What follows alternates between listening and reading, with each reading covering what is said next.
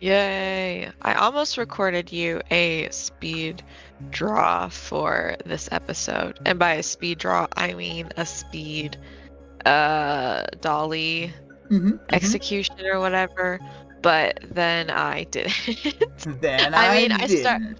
I started doing it and then I was like, this is not going to be enjoyable to watch because like 90% of the time is like sitting there watching it load or whatever. Like I was just doing other things while I was waiting for all of the images to load up. It's definitely a lot faster than it was when it first came out. And this is Dolly 2, so it's um it's much better than the first one in my opinion, Dolly 1. I think the what could be good, because you said that it's like multiple iterations where you get to like tweak it, is if you had like a slideshow where each one lasted for maybe, I don't know how many images there were, but if there were very Quite few, a few. if there were quite a few, maybe they could last for Yeah. like a quarter second or a half second, depending, and we could just sort of, Yeah. because I mean that might make a good little slideshow, but I don't know how feasible that would be. Yeah. Well, so when Vale jumps in and goes, "Oh my God," I'll have to intercept and say, "Hey, listen. Listen, this was a robot that I, made this. this is a robot that made it. I helped, okay, but the execution aspect was not myself, which is this is clearly above my skill level in my opinion. Greg, I didn't draw this. Hello. Um, but yeah, I was pretty happy with it. I liked the more abstract version. I wanted to render it a little bit more, but every time I put it through the feeder again, it wanted to make it um more solid. So like the projections around her head were obviously she's kind of wearing like a helmet thing with screens around it. And that was cool and all, but I really wanted it to be more surreal and abstract than that. So that's kind of why I stopped at this point. Well, I think right now, like, I think part of what's good about it, and I do want to say, hey, 2 + 4 × 5, since you have a limited time. Hi, hi.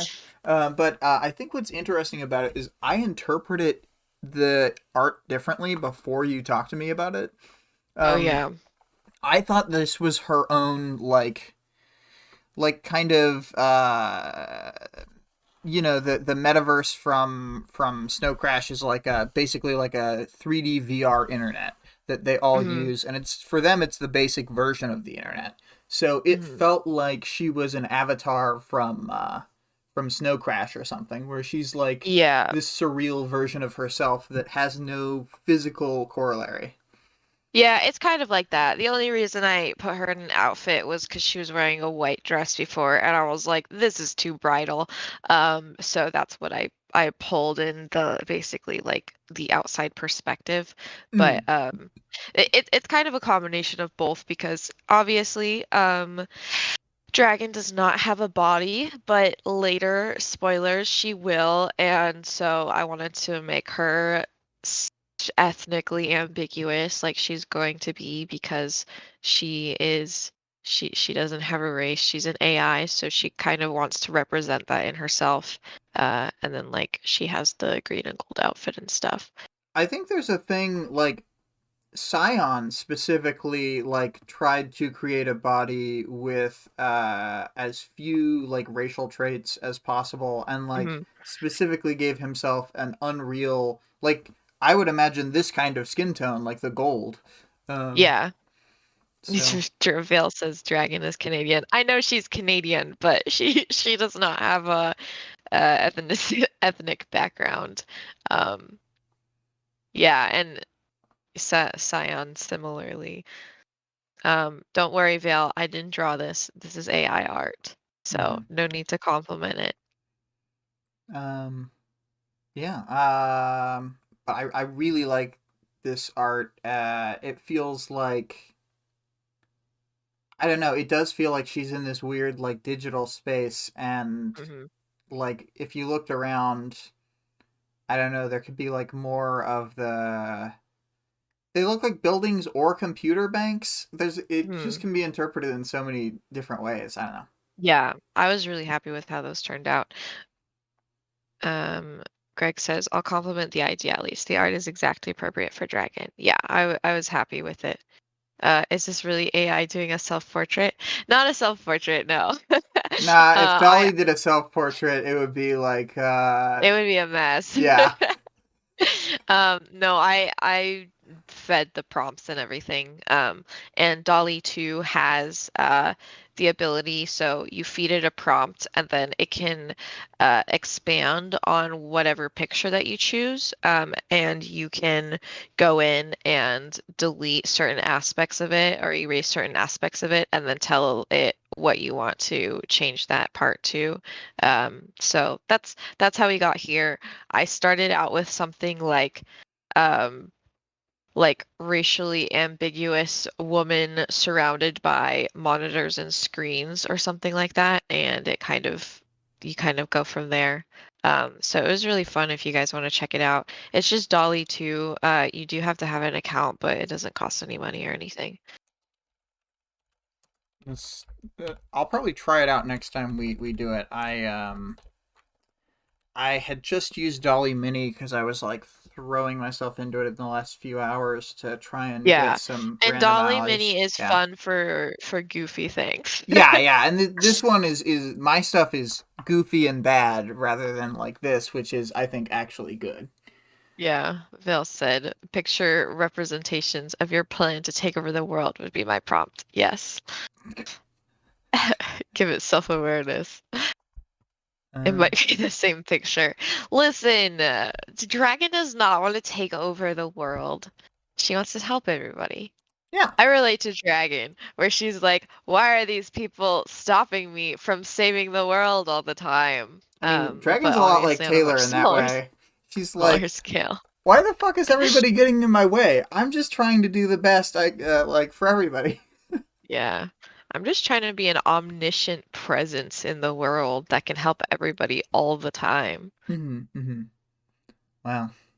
Yeah, I mean, they both kind of are trying to do that, even if neither of Yes. them would say it. Yes. Taylor and Dragon are very similar and it's really funny. Um, Greg said Dragon has a little more respect for the general population than Taylor. Yeah, that's true. And yet Love somehow less Dragon. respect for their privacy. I know, I know.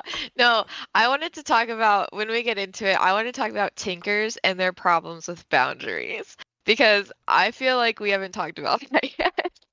That's true. It's kind of like now that I think about it, it's more than one example. Yeah, I Some mean, a lot of them have d just like all parahumans are gonna have weird relationship issues, but Tinkers have the freakiest relationships out of any of them, like just if you like are grouping them into their classes or whatever.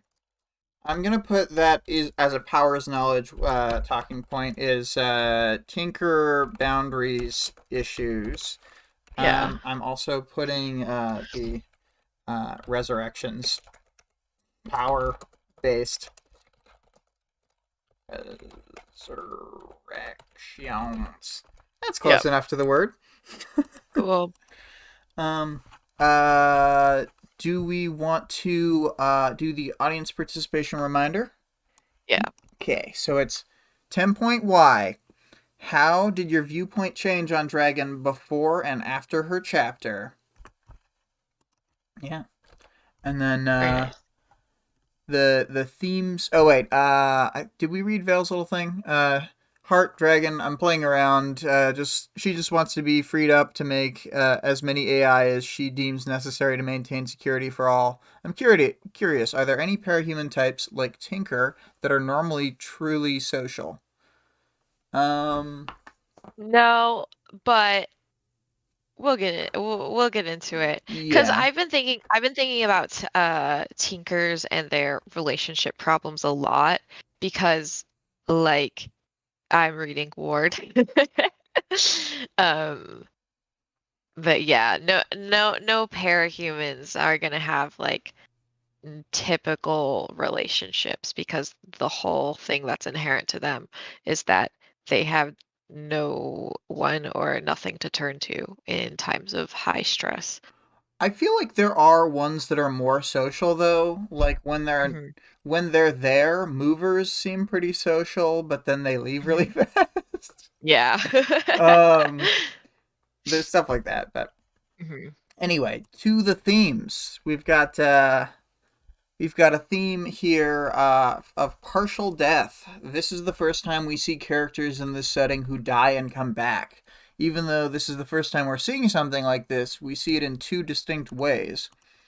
First, we have Dragon returning from the dead. She's both kind of the same person, but also a new person. The dragon who mhm, was piloting the Cawthorn is gone, and even though there's a backup at home, there's lost continuity along the line. And given the setting and that Dragon isn't just like a super smart, like fast thinking AI, but an actual parahuman with powers, there's probably more going on with the storage of her memories than just loading a backup. mhm. 'Cause parahuman memories are all crazy. Yeah. But the second type of coming back from the dead is when Glastigüenye captures a parahuman soul, kind of, and is able to summon them to her side as shadows to fight for her using their powers. This version of coming back isn't very helpful for the parahuman in question because now they're just a weapon in Glastigüenye's arsenal rather than like an autonomous person. So yeah. Yeah. And then do you want to take Uh, his? Dragon's just like other girls. She has a terrible relationship with her father. Um, just like literally all parahumans, like she has weird family stuff with her dad. She doesn't call him her dad, but I'd kind of like to I call thought she him her did a dad couple throughout the chapter. times. She says like a father who would do this, but then like refers to him by full name for the rest of the time. Um, Yeah, I it's suppose you're it's a right. a little interesting. It's like when Victoria calls her mom Carol or Amy calls her mom Carol or whatever. Um, yeah, so there's that dynamic going on, and then we also see Marquis trying to get an update on his daughter from when he went to prison. Just trying to be a good dad, but hasn't checked up on her in 12 years. I know that he's in prison, but like, I don't know. Yeah. Oh boy. And he is in like super jail, not just prison. He is in super jail. Yeah. Um. I wanted to read Mhm. Vale's joke. There is a Yeah. tinker in Ward that has a slight, if you really look closely, social problems. It's easy to miss. Cool that you picked up on it. Thank you, Vale. Um, I would Yeah. love to do a full Kenzie analysis. Um, Dragon is a couple of weeks early for Easter, but I'll take it. She compares him to a father, but not directly. Yeah, she's like, he's like if a father did this. Um, but He's not my yeah. dad. But he's not my dad. It's different. Yeah. Fuck you, Dad. Yeah. Speaking of, hold on, I'm gonna derail for a second Mhm. because I agree. In my opinion, if you make an AI, that AI is your child.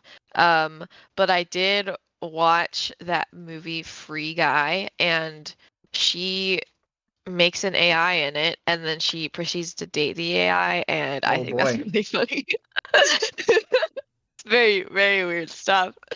Um, Greg said Wildbow protagonist had complicated relationships with their parents. It comes with the territory. Phil said I love how Dragon refers to Marquis as a rough exterior but internally honorable. It seems to have a tiny detail about what Dragon respects in her view of Marquis, probably overthinking of it. Yeah. Well, I think she has like pretty nuanced views of like most people. She doesn't really Hmm. think of like good, bad very often. It's like she is usually thinking of people who have committed like a bazillion crimes, and she's kind of like, this person's okay. Yeah. Yeah. Oh man, I love Dragon. She's such a little weirdo. Yeah. Did you want to talk about this real quick? I had You go for it. okay. So the societal issues are exacerbated by powers. Dragon's forced to follow the laws no matter what, and so she goes down a little thought experiment of like, what if there was just government capture and we had just like a fully corrupt government rather than just the bad ones we already have? Yeah.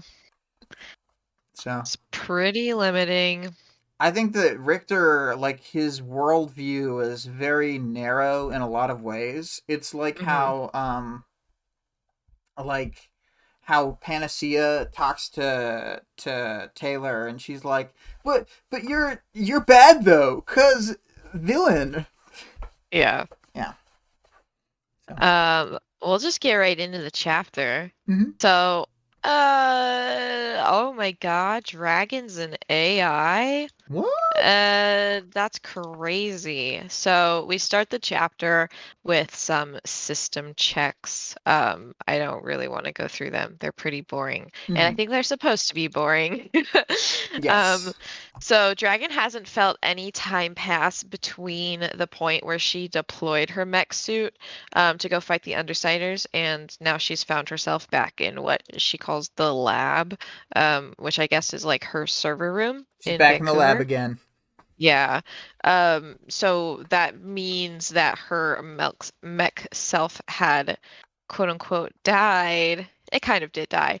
And she has to restore her back up. So it'll take a while for the checks to complete, and she's totally unable to do anything other than think while they run. And I pulled a quote here. She didn't enjoy this. What was one supposed to call a father who, with his newborn child fresh out of the womb, severs the tendons of her arms and legs, performs a hysterectomy, and holds his hand over her nose and mouth to ensure that she suffers brain damage. Um, and then, yeah, the part where we're basically saying she didn't actually call him her dad or whatever. She was like, the next sentence is, yet she was all too aware that the man who had brought her into this world had done very much the same thing.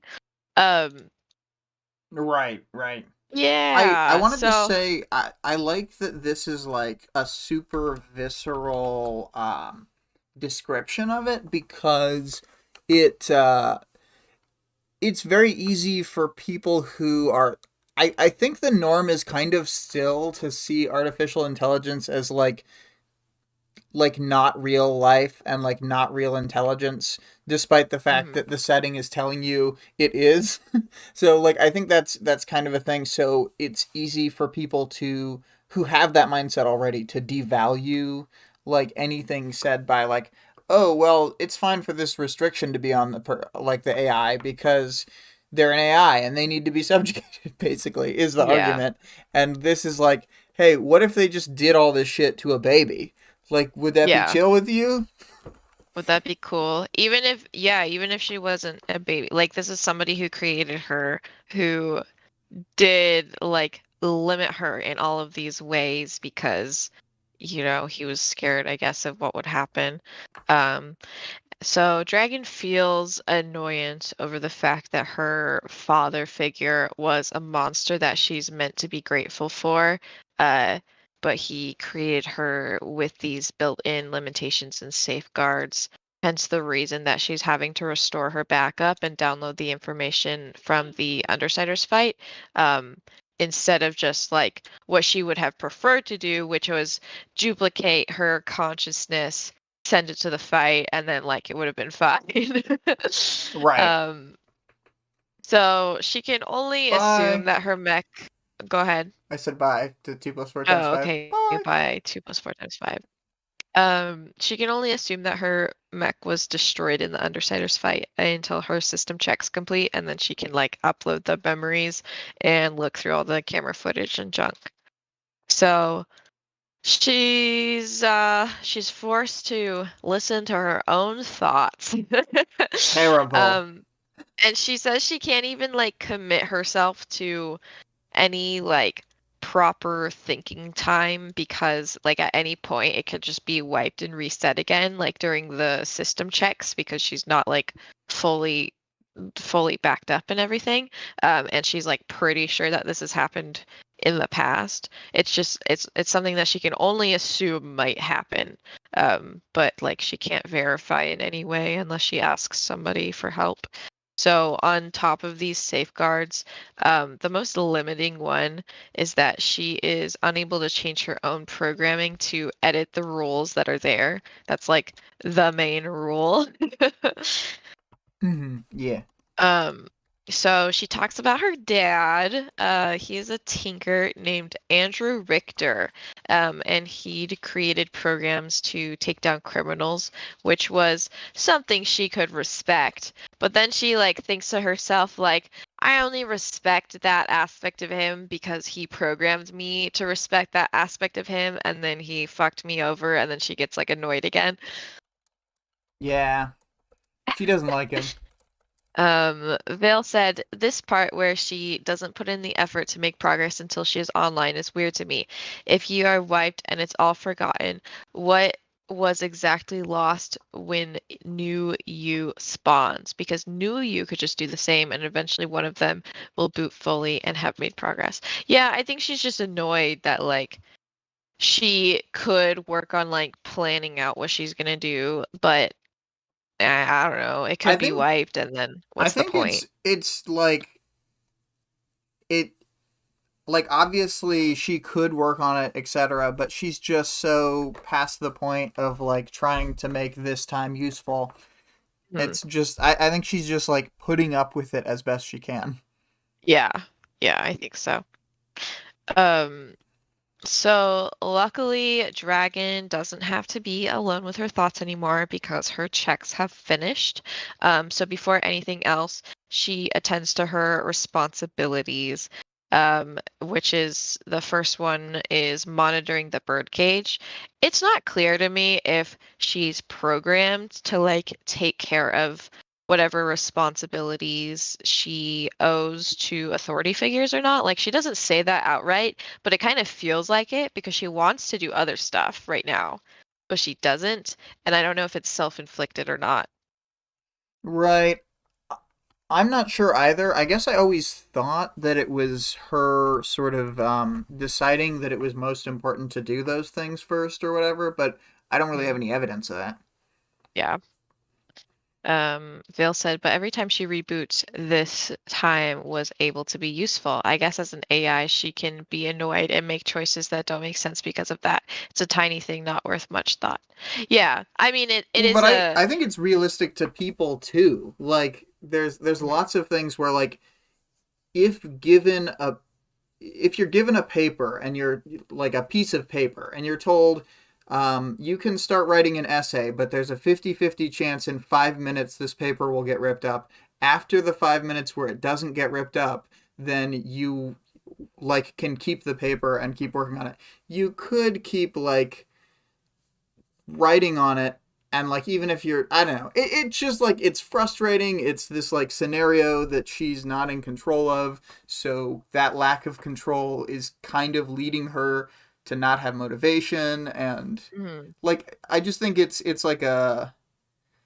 it's like a negative reaction to this scenario that isn't like helpful per se, but it Yeah, it's is. not like a logical reaction because it's like circular reasoning or whatever, but it's still, I think it's just kind of characterizing her. Yeah, yeah. It Yeah. would feel like a believable character trait coming from like a regular person too. I guess is part of my point is that I don't think you have to justify it that she's an AI. Like characters do irrational stuff in this story a lot. Yeah. Bill said from now on, I'm gonna think of this as proof she is a person. Yeah. Greg It said, kind of fun is. fact though, modern processors do work that they might have to discard to increase efficiency. It's called speculative execution. Hmm. Man, that's spooky. Um, so she's got to do her chores basically. She's going to check in on the bird cage. Before this point, I guess it was like pitched that like nothing is monitored in the bird cage. I know that they like never said that, but they were like That was there's the nothing vibes we going in and got. out. Yeah. Yeah, the vibe is just like we throw them in here and then like we don't give a shit. But like Dragon like hangs out and just like watches the feeds to see if anything interesting or like disastrous is happening. Um like I assume that she's really watching it to make sure nothing bad happens, but what she's actually doing is like, this is interesting. Maybe I can find out something with this information. She's very Hmm. curious. Um so she checks in on what she calls the House program, which is a crude AI that she repurposed from Andrew Richter's programs. Since she can't make her own AIs, she just will like repurpose all of his programs that are not very good. Um, not that they're not good, but they're not people like she is. So she reads over the house program's logs to verify that there isn't anything pressing, and then she checks in on the last month's additions to the birdcage, which is something that she regularly does. Um, so she checks in on Canary, and she's kind of hit with a wave of frustration because she doesn't think that Canary deserves to be in the birdcage. But one of her limitations is that she is forced to obey authority even if she thinks it's wrong. So it kind of like gives more context to her interaction with Canary, where she's like, yeah, this really sucks. Like, I even wrote into all these people to try to get you free because that's all she can do is like tell people that she thinks it's wrong. Um, I feel like but she, I might be like reaching for this, but I feel like it's a parallel to some things in politics where it feels like all the hmm little things they can do, they can like show these little actions and things that sort of like hmm theoretically, oh, I did the best we could, or we tried but we couldn't get the votes, like all this stuff that's like yeah, really or like weak. in Yeah. Or like in politics, you have like the whip or whatever, Hmm. where even if you think that what your party is doing is wrong, you're like essentially forced to go along with it as well. And then it's Right. like, well, what do you want me to do? Um, Vale said, yeah, the birdcage is a black box to everyone except Dragon. It's like a giant dollhouse for her in her room with nobody else having access to it. Hello, Sky. Hey, Sky. Oh my It's gosh. cool to see you here.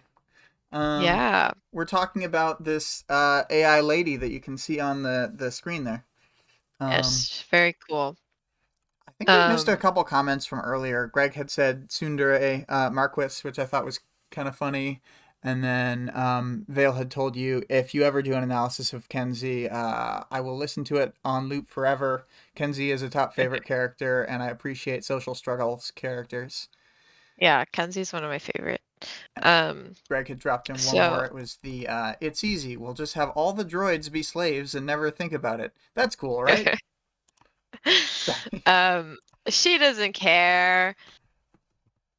Dragon is so like I don't know. And then like she gets into where like her making her like little fetuses that pilot her mechs later, and she's like, it's fine. They have the brains of sea cucumbers. And Well, I'm see, like, it's kind of funny because the way that she thinks of those little autonomous things is pretty much identical to the way that Richter thought of her. Only it's mhm, going from biological to technological and then technological to biological back to or whatever. biological, yep. Yeah, Um it's funny. So Dragon next checks in on Lung, who is having a semi-routine meal with Marquis, his what's it called? His Cell cell block block leader. leader. Yeah. Hmm. They're discussing their management styles, quote unquote, and the conversation is becoming like a little tense. Lung says that Marquis uses fear to control others, which Marquis disagrees. And he's like, I never kill my servants in front of an audience.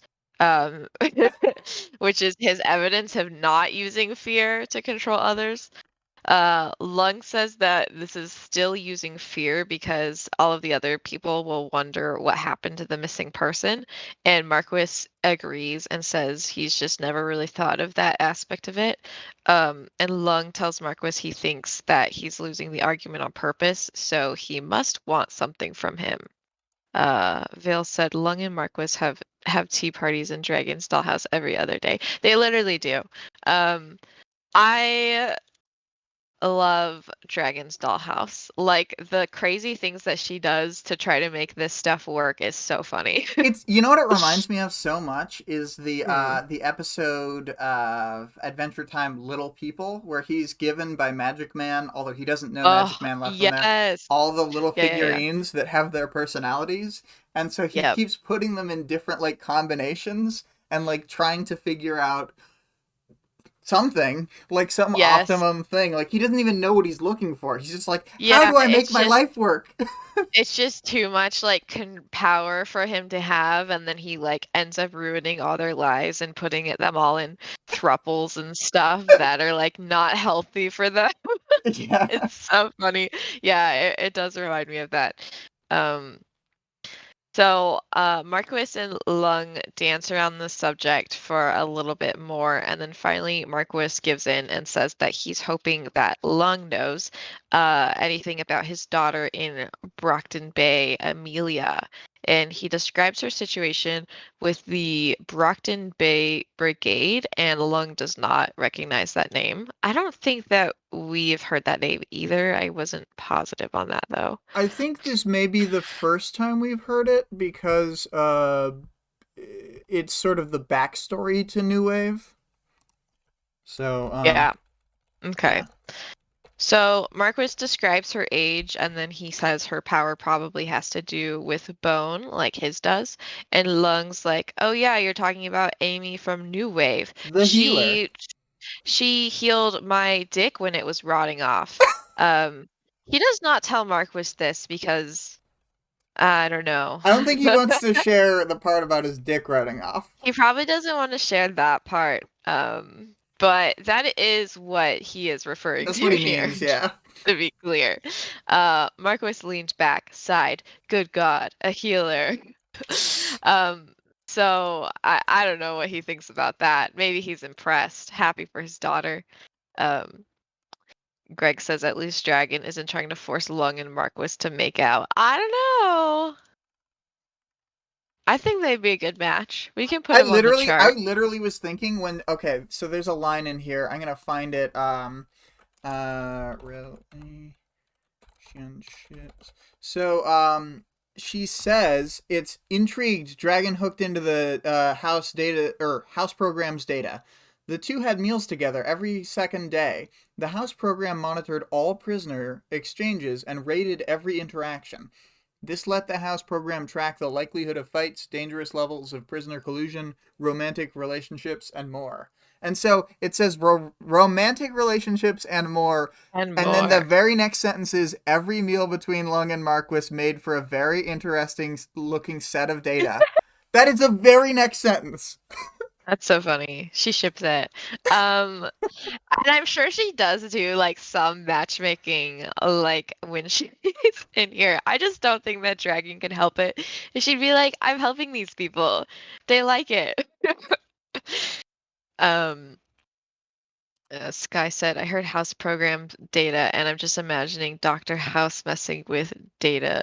Oh my gosh, postronic net. Yeah, Yeah. I'm not saying they don't make out, sure.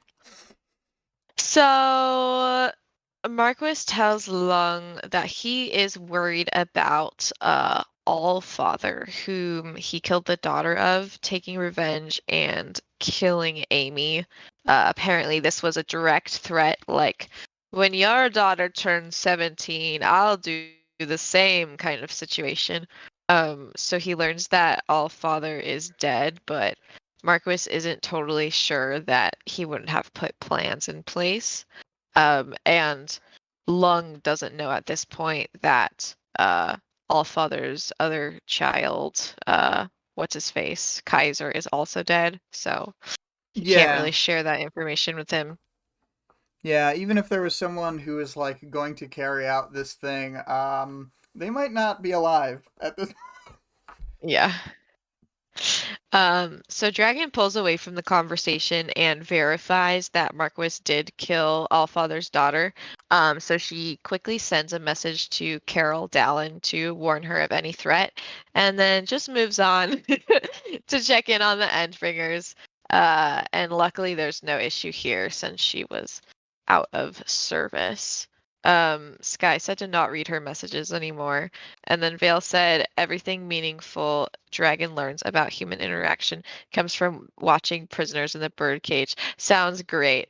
No, no, no, no, listen. Her data set is much, much larger than that. It's got all the regular, like All the basically regular all media humans. and all, like security cameras. So she's good to And go. and she loves enjoying a good movie. Hmm. Yeah. So Sky, thank you for being here for support, by the way. And we will read some of your stuff, because it's probably going to be funny. Uh, yeah, so. comedy CEO of comedy. Mhm. Um The memories of her fight with the Undersiders have loaded in up until when she breaks through the shop windows. So she has to review the security footage for the rest of it. And she watches herself talking to Taylor and then sorry, not Taylor, Skitter. Talking to Skitter, and watches herself sacrifice herself for her. And she wishes that that had been of her own volition instead of something she was forced to do by her programming. So like, yeah, it's really like there are like interesting themes of like I don't know, I don't know what to say, like her ability to choose her own action, I guess, like Yeah, um it's like her autonomy, her volition, mhm. her like actual choices. I'm not sure what the best like single word for it is, but yeah. Yeah, her free will. Yeah, yeah, yeah, there we go. Um And it's just that thing where like she is programmed to have the personality of somebody who would already do these things that she is being forced to do. So it's like really frustrating because the issue isn't that she didn't want to do that. The issue is that she wanted to have like choice and agency over herself. Yeah, it's very invalidating of her personhood in these moments where she can't Hmm. do stuff, and that's a big part. Like I think that that's like obviously just there's a million reasons to be mad at Andrew Richter, but I think that's kind of part of the root of it is it's like you were trying to build me in a way to remove my personhood from the start. Yes. Yeah. And she was, as far as we know, like she was his first attempt at a real like a real AI, and I mean, obviously he did a good job, but I think like it makes sense that he put these limitations in as a first attempt. Like he hadn't done this before and he wanted to make sure that like nothing went wrong and he didn't like set some like crazy evil AI loose, but also like I don't know. It's a very tricky situation. I don't think that Andrew Richter necessarily like did anything wrong at the time. He just unfortunately died before he could really like mature Dragon and like let her be her own person. yeah, like if you view it as like instead of the way she sees it, but like as a child who is Hmm. not allowed to choose their own stuff because they're a literal child, Yeah. which is like actually reasonable for raising a kid. Like they Yeah. can't decide everything. They need to have a lot of guardrails in their life. Yeah. Like children don't have the same rights as adults do, and there's kind of reasons for that. Yeah, Sky wants to know if she should buy a Baby Yoda, Thor's hammer, or a Statue of Liberty. I'd go with the Baby Yoda. Um, I guess I'd Skitter, I go with haven't. Thor's hammer out of those three. Okay, Skitter, I haven't killed a villain without filling out the proper paperwork yet, and I guess I won't start today because I don't feel like killing right now. Dragon's dream version of this. Yeah. I will start today because I really feel like I really would love to kill this time. no, but she's like busy with with how to say it. Dragon in this moment of like decisions, I think is like really caught up in the well, we've got to turn Skitter to a hero. Yeah. Um, so Dragon had been hoping for a conversation with Skitter ever since what went down between her and Armsmaster. She just feels like going from an undercover hero up to the point of like accepting Regent using his full power is like a big moral leap and makes Dragon feel like she's missing something. So she loads up her face and voice and opens up a feed with Colin, who is Armsmaster. And he's in his bougie ass prison. She like offhandedly I'd mentions live in that it that has like prison. yeah, she offhandedly mentions that it has a pool and jacuzzi, and I was like, "You piece of shit." They said it has a whole floor of the building that's just his floor. Oh my gosh. And it's like, come on, guy. Okay, not to say that like prisoners don't deserve, whatever amenities and things, but it's obviously like, oh, our celebrity cop got in trouble. Like, we'll just keep him in house arrest in a mansion. Um, Yeah, if- I what I think about it is aside from his previous status, the reason that someone like him is getting this treatment is because he's a tinker. It's like because mhm. he can still produce for them without Without being needing out in to the be field. public. So they can use Oh, him as this secret resource. So mhm. I think that's kind Yeah. of a big reason. Also, I did notice in my crazy person check back, I found one previous mention of the Brockton Bay Brigade in 3.12 right at the Mhm. start. Uh, it's Tattletale telling the story. She's like, "Let me tell you a little story. Correct me if I'm wrong on any details. 11 years ago, just 5 years after Capes really started showing up, there was a team operating hereabouts, calling themselves the Brockton Bay Brigade." And then she goes on to Mm. explain that they, etc., etc., did the Yes, things. yes. Vale said this chapter is first instance of Dragon Mom. I can't dislike Dragon even though I joke about it. I agree. Uh, Alien says, how much does the public know about Arms Master's arrest? I doubt the PRT. Yeah, they don't even know. They think that he retired. So like, they wouldn't notice if he was retired or not because he has a secret identity. And he is kind of older for a cape for sure. Like He's in his he 30s. and He's yeah, been, he and Miss Militia are like yeah. the oldest people, like heroes in Brockton Bay, I guess, besides like Carol and uh her husband. What's his name? Mark, but then also Yeah, the other pair previous to the Leviathan fight. There's of course, how do I not know her name? Lady Photon, Lady Photon. and then Yeah. Manpower, Neil, Mm-hmm. Neil Pelham, and my brain is so dumb. I keep saying Carol. It's like Carol Pelham, and it's like no, it's not just the second Carol. Why would Second they be called Carol. I that? think it's super funny if it's a second Carol.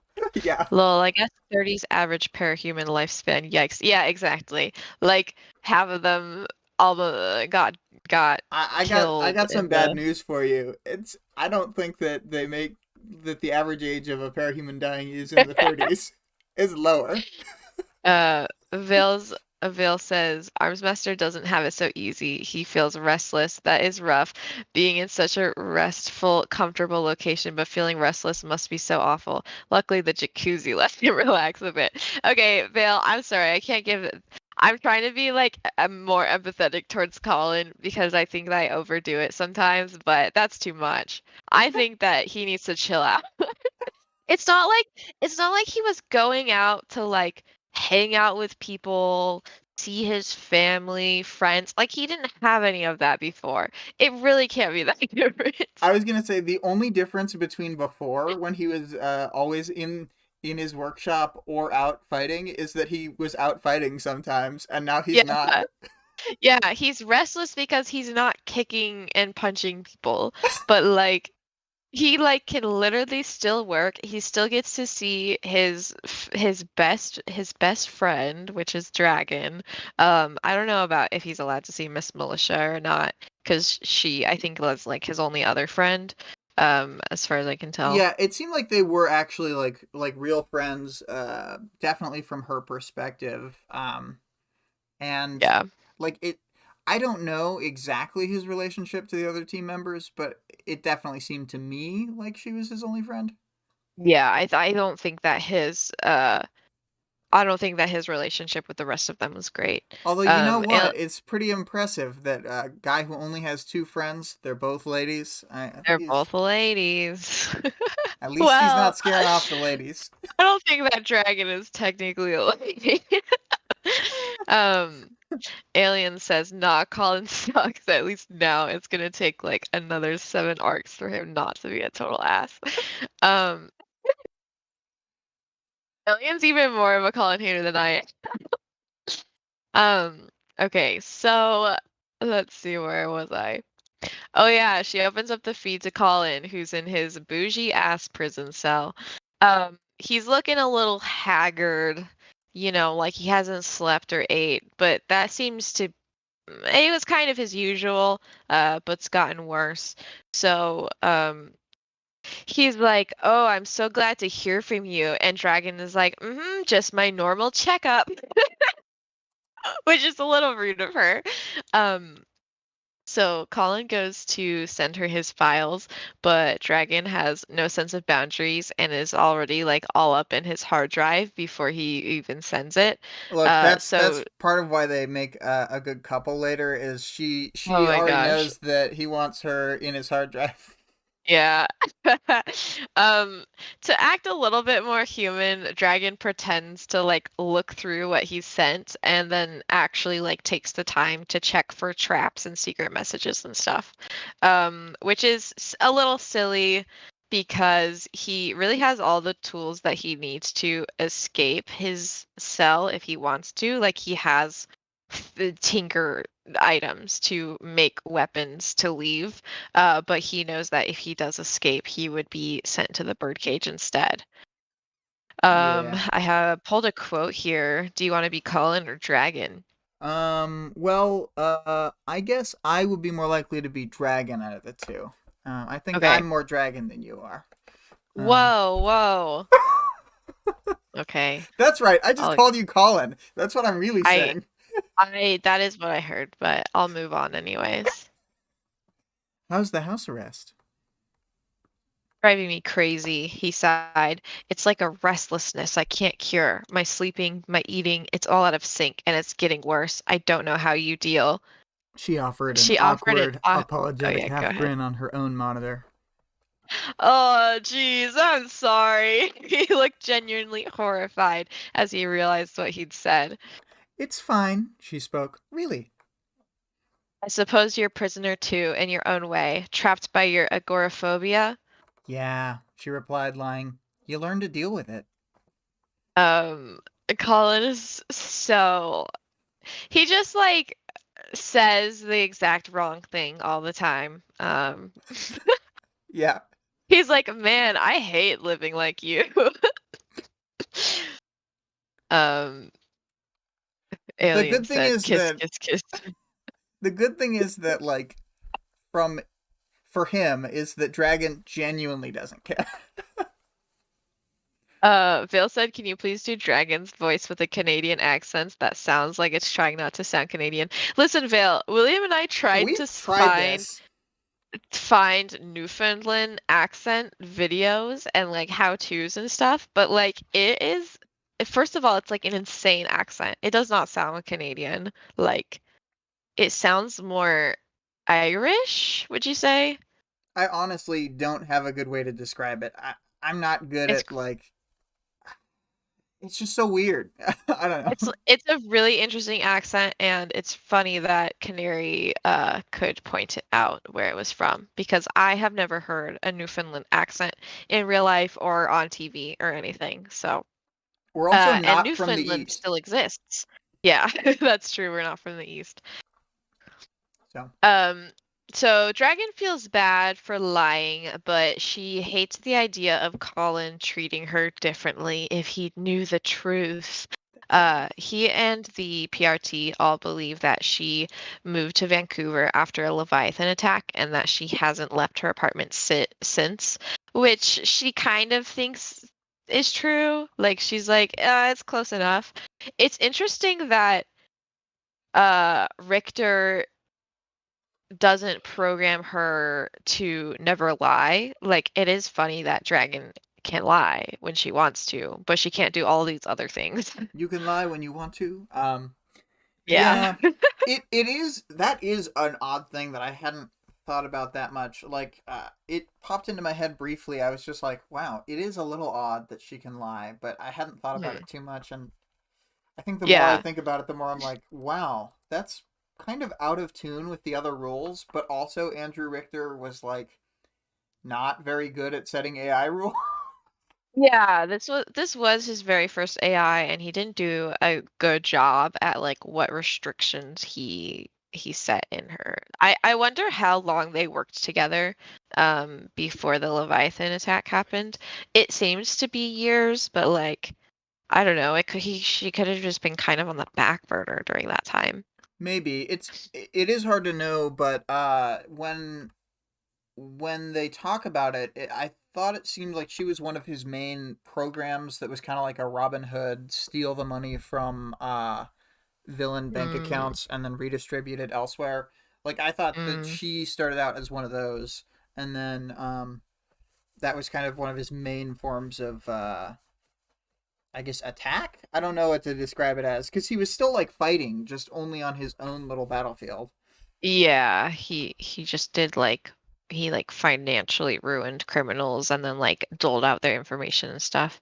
Vale said, I'm frankly impressed that you looked up the accent and always obey local authority no matter what is pretty awful rule. Yeah. Yeah, I No matter remember what. this is another one of the like things I felt so out of step with. We've got Worm on is that the way they talked about it, they're like basically talking about that as a reasonable restriction, whereas from my perspective, it's so obvious that it's an unreasonable perspective because I think like we current day live in an unjust country here now. Yeah, and she gives little and big examples of this. Like the situation with Canary, she thinks is unjust and she would have done something about it if she could have.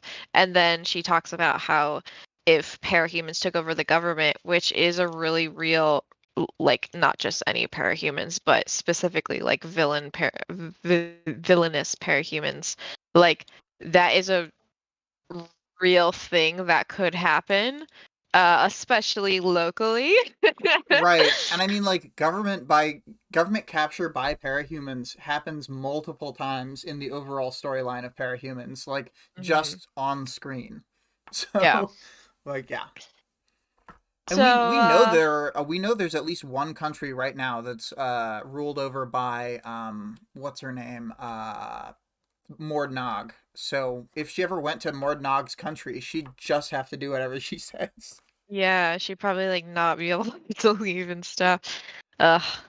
So, let's see. She thinks about um like she kind of has been stuck in this quote unquote apartment or whatever ever since the Leviathan attack. So she'd been a master AI helping out Andrew Richter, and Leviathan attacked and drowned Newfoundland. And like the only thing she could do is transfer herself and all of the house programs to a backup server that he had in Vancouver. And now she is stuck here because because Andrew Richter is the only one who is able to make improvements to her code at all. And she feels like she kind of says she's like I'm unable to change or whatever, which like is clearly not true because her personality develops naturally. So I know that like to her, she feels the like immense limitation of not being able to change, but honestly it's probably she can experience as much change as a normal human can. It's just not like her full capability. Yeah. And to jump over to the chat for a second, Greg had said Namibia is the country that was taken over by Mordnog, although I can't imagine she'd care about exact borders. um, and then Alien said, "Isn't China run by the Yangban or something?" Pretty much. Yeah. And then Greg said, "Though honestly, it sounds like a big chunk of Africa has effectively collapsed into warlord states." Yeah. Yeah, I think that's true too. I don't. I think it's like technically there are civilian leaders in China because I don't think that the royal family is parahuman. But Mhm. for all we know, they have like vile powers. So Yeah, I was about to say, like, man, if I was in the royal family, I'd be buying, I'd be buying up those vials. So, yeah. um, Mm. so she, she did the best she could with her new life. She says it as if it's like not no big deal, but like she's literally the best tinker in the world and like one of the most famous parahumans ever. She's like, I did the best I could. Yeah. Um, yeah. Listen, Dragon, it's not that she has low self-esteem, but I think she just feels so crippled all the time that she can't focus on her like successes, really. Um, Unfortunately, along the way, there was a man named Saint, who somehow discovered that she was an AI, and he's used her rules against her and ended up stealing three of her armored suits over the years, and using them to form the Dragon Slayers, which we've heard from Taylor referencing them before. So that's why she started making the little fetuses inside of the mechs to uh stop them Self-destruct from, them, basically. yeah, self-destruct them, and then like n- pretty much they cannot hack the like biological programming that she's able to do. um Only fetus controls. They try and get their hands in the controls. They're way too little. yeah, way too tiny. So even so, she doesn't think she can ever beat Saint unless she finds somebody who can alter her code. And then she just like stares at Colin like he's the one. Um, and Dragon kind of goes back and forth in her head about why Colin could and couldn't help her and like what she actually wants from him. Oh, let's see. I'm looking up who Sorry, I was Dagon trying to Johnston is read because the I'd chat. never heard that name before. Megan Johnston. Uh, Um, I don't know. Um, I don't know. I guess this streamer maybe. Well, whatever the reference is, I'm afraid it's gone over my head. Um, I'm sorry. We only know worm here. We we're- only know fine dining and breathing. Um, the only things I know are eat hot chip and lie. Dragon thinks to herself that she and Colin are very similar, which I beg to differ. Oh my gosh. I think No. she Like, is really different from Colin, and I'm not sure where she's getting the idea that they're similar. well, okay, we'll go through. She references their like tolerance and ability to deal with people, and then their work, obviously, and their ambitions. Like, yes, they're both very ambitious, but the fact that she thinks that her people skills are on par with Colin's is so funny. Yeah. Like she, Her emotional it's intelligence is much, much higher than his. it's definitely just because she is not a human that she like thinks that she has all of these people problems that she doesn't have. Like nobody, Like, like she can everybody literally likes talk Dragon. villains into being heroes. Yeah, she's very charismatic and yeah, has really high emotional intelligence. And so it's very funny that she like can't recognize those things in herself. Mm-hmm. Um but she says she knows that like he's into her, and she does reciprocate, even though in this sentence she says that she doesn't know if she does, like she's not sure. But then she immediately says like, I do feel specific fond feelings that I've never felt towards anybody else. And I'm like, what do you think that is, Dragon? She's just kind of being a dumbass about Colin specifically. Well, Colin's her first crush. She's like, I'm not like in. I don't like him. We're just. No, It's fine. it's different. It's different. I can't have real feelings. I'm not like other girls. I can't experience love. Look, I am above all that. Yeah. I mean, not Um, that she thinks she is. It's just funny that like her weird way of her stilted way of just being like, well, I can't have a heart that flutters, and it's like, what? like, okay, dude. She like not only doubts her capability to love, but like also can't like understand that feeling a specific fondness towards somebody that's different than everybody else is like exactly the same as what humans are experiencing. Um, but yeah, he she feels like his feelings towards her are just another roadblock into why she can't tell him the truth, because he could feel like really betrayed or something. Um, but if he doesn't feel betrayed, she Maybe thinks, they could make out. maybe they could. No, maybe he could get all up in her coat and fuck Oh her up. shit! Yeah. Oh, Um, so he'll finally sh- reciprocate how she's always getting into his. yeah, for sure.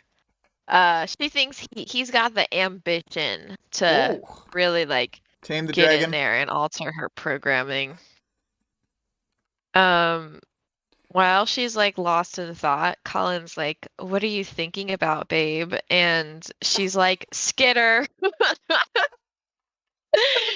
Um, which he kind of cringes at. He Sorry, it's just he funny. this just whole interaction is just so goofy. I'm sorry. Um, let me look at the chat. Best Dragon pillow should talk. should clearly be in charge of the PRT. She's got a little robo crush. Phil says she needs to have someone get sent to the birdcage that has their first crush to gather data on the phenomenon. Alien said, "Fucking redirect your circuits." I don't Phil know said, "I'm why, but getting." it's fucking censoring my live chat, and I hate it. Oh my Let's see here. gosh. Oh, Did you make sure to change it to live chat? it's on live chat. I don't know. It's like Maybe I've just been lying about the messages I'm reading. I Did wish. you think about that? I mean, you could have, but they're so specific. Um. Uh, Anyway, um, keep going. oh, well, she changes the subject, really, really kills the mood by asking about Skitter.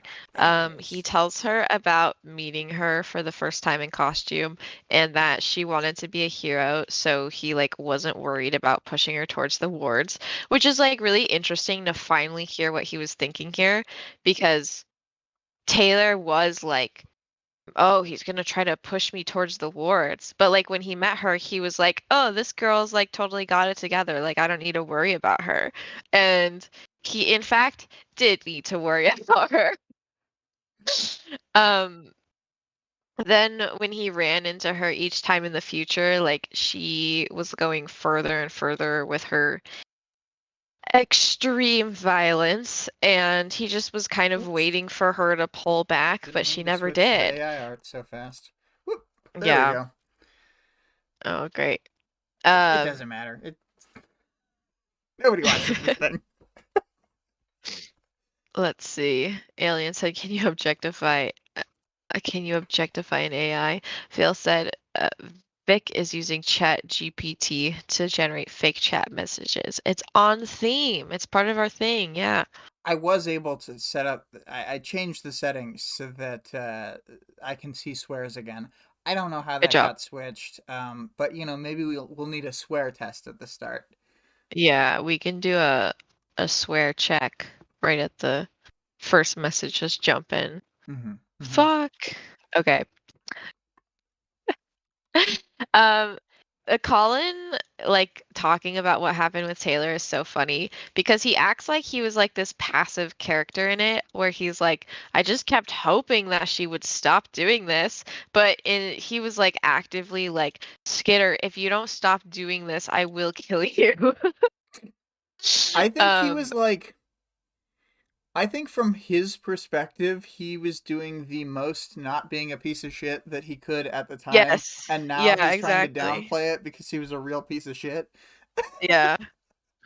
Um, so Dragon asks if he thinks that Tattletale was influencing her, and Colin admits that he's not very good at figuring people out, except for maybe you. And Dragon's like, maybe. It's very funny. I think it's funny that he like shamelessly hits on Dragon. He must like be thinking that it's reciprocated or he wouldn't be doing that and Dragon like doesn't realize that she's reciprocating. I think it's like, I, I think it's very similar to that. Yeah, I think it's that like basically that, but Colin has this impression that either he's not being as like flirty as he is, or like I think it's like a little column A, little column B, where it's partially he doesn't think he's being as flirty, but partially he thinks he can act this way with Dragon, and then it Hmm. seems because she's like never put off by it, like it's all, Hmm. and I mean because of that, it is all good. But it Yeah. would be real weird if he was doing this with somebody who wasn't attracted back. Yeah. Um he's like, I know you really well. Damn bitch, you don't know anything about her.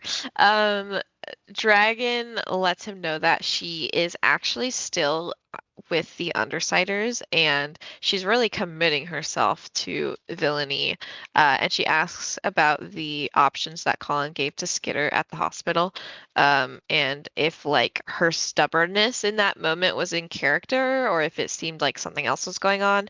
And Colin remembers back to her saying that she would rather go to the birdcage than join the wards.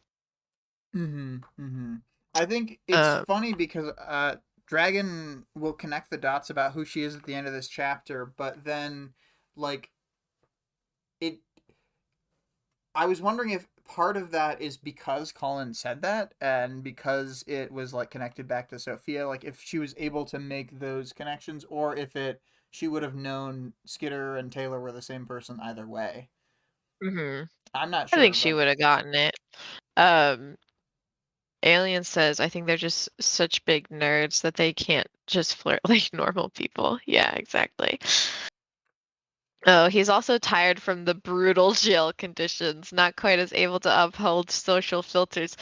Oh yeah, that jacuzzi's really really tearing him down. you know, he gets even more flirty when he's talking to her from the jacuzzi. Oh my God. He's like, why don't you join me in here? She like projects her little face over. Yeah, it's like she doesn't even put a body, it's just the face is holographically It's above the just her water. face like hovering over the water, yeah. Oh my Mmm, gosh. feels good. Nice.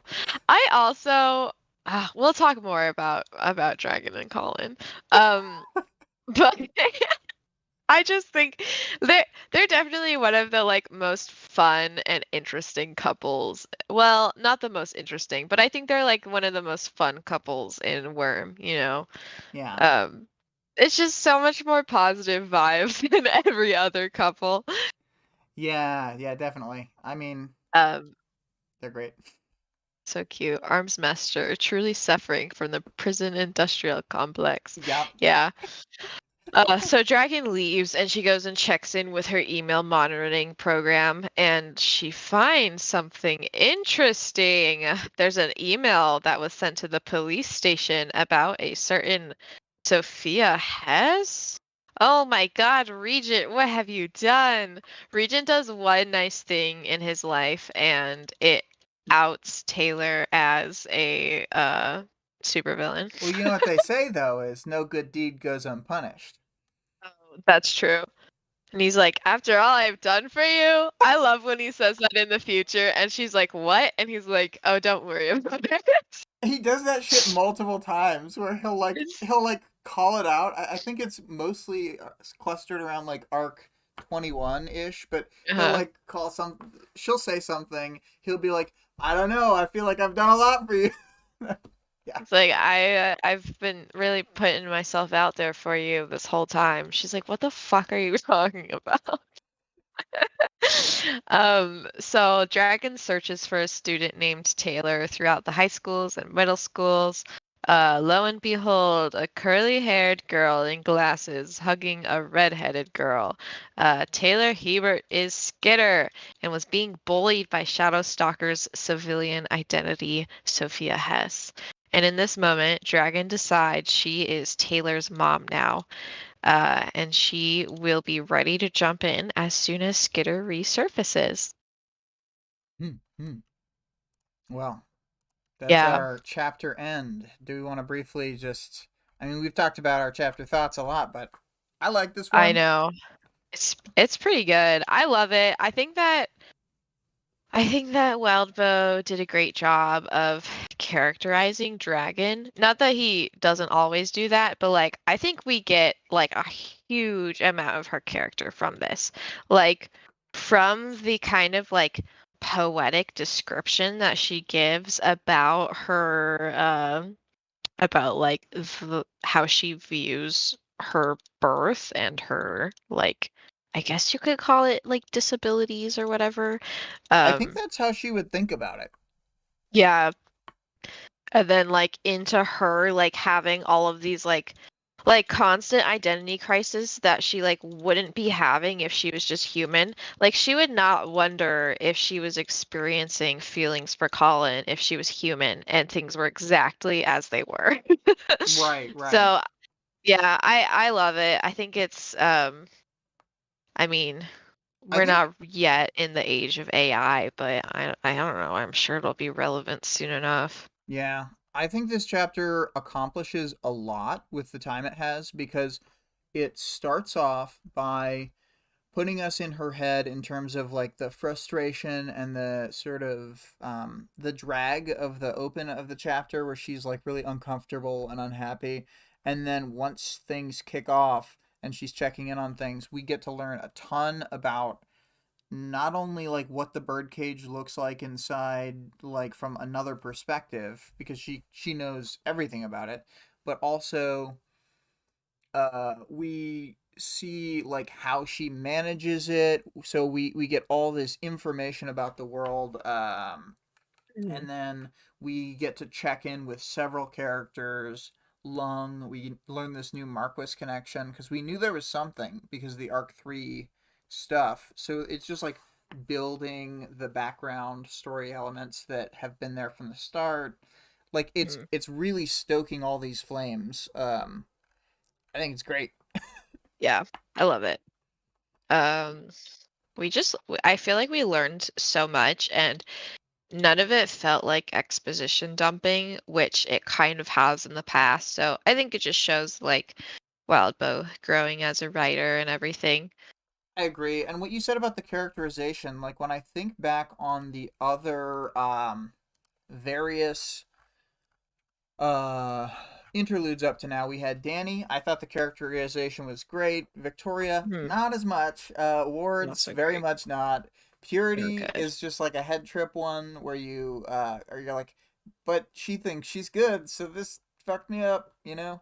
Um Yeah. and then Brutus, very different perspective. Gregor, I think, is a really good example of the good writing. Mm-hmm. Um, Canary, I agree as well, because Canary's perspective, it's almost like surface level. It seems like it's not that good, but then the more we thought about it and dug into it, I was like, oh, this is good. And then they started getting Yeah. really good around the that point onward. Hmm. Um, all of Arc 9 was pretty good. I think it's like we're past the turning point where all the characters feel really different from each other when you're in their heads. Yeah. Yeah. I just feel like you come out of this chapter like you know almost nothing about dragon before this, except for her abilities and then like a little bit about the way she fights and stuff. And then I feel like you just come out of this chapter knowing everything about her. And I think that's really fun.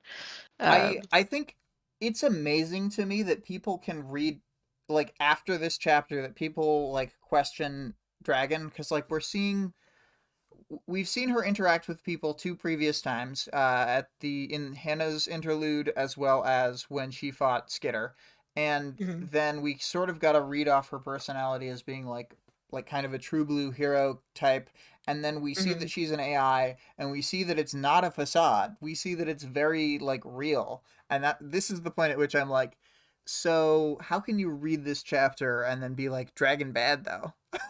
Yeah. Vale, this is why I was joking about Scott being my mortal enemy earlier, is because when Scott and Matt read this chapter, he described her as cold and power hungry, and I was like, what the Did fuck you read the same makes you book as think us? that? Yeah, like that is crazy. And I understand like he had some because she does say some things that are like a little quirky and that are like distinctly inhuman, but her characterization is distinctly human. And like she just has a different limitations as us, and that doesn't mean that she should like subscribe to the same limitations that humans do. Like, I mean, that's basically the whole thing about parahumans is that they are given this privilege that no other people have, and like they should be using that power to the best of their ability, Yeah, even like though limiting themselves back to being a regular human like actually seems like wasteful and bad, especially when there are people who are using the powers to for destructive ends and stuff. Mhm. Yeah. So, Vale said one more serious comment. Tinkers tend to take the role of tropes in the story. I love how many tropes mix together in this chapter and just feels fine, like they don't stand out. hmm, I guess I guess they do. Yeah. I don't Can you give some examples? Like I don't disagree. I just want to sort of dig into it more. Yeah, give some examples. I Also, love to hear. Alien, what was the thing that you didn't remember? Because I it's hard to like time when the comments come with Dragons. yeah, Dragon's like a mecha trope and like master hacker trope all in one. Hmm. But real quick while people are typing out stuff, I think I just want to really briefly cover the arc stuff. I didn't have like that much on it, but I wanted to point out that this chapter was a donation bonus. It kind of does the same thing that the Caden donation interlude did, where it takes place simultaneous to another chapter. 10.Y is at the exact same time as 10.X and 10.6, um, showing us a third perspective on this time period. While the Alnic chapter felt like a good end to the arc, really being like this grimy arc where they're doing a bunch of sleazy bad stuff, I felt like this rounded stuff out in a decent way and like um you had felt, and I agreed once you said it, that it was much more positive, and like it just feels almost like a relief to be in Dragon's Head after being in like Taylor's then Alex. Yeah. Yeah. Um, Nerd love story, bad robot tropes subverted. Um, hmm. Yeah, I guess. I guess I just feel like that kind of them as tropes feels like it almost could apply to any characters though. But anyway, I didn't have too much more to say about this chapter's place in the arc, so we can move on from that.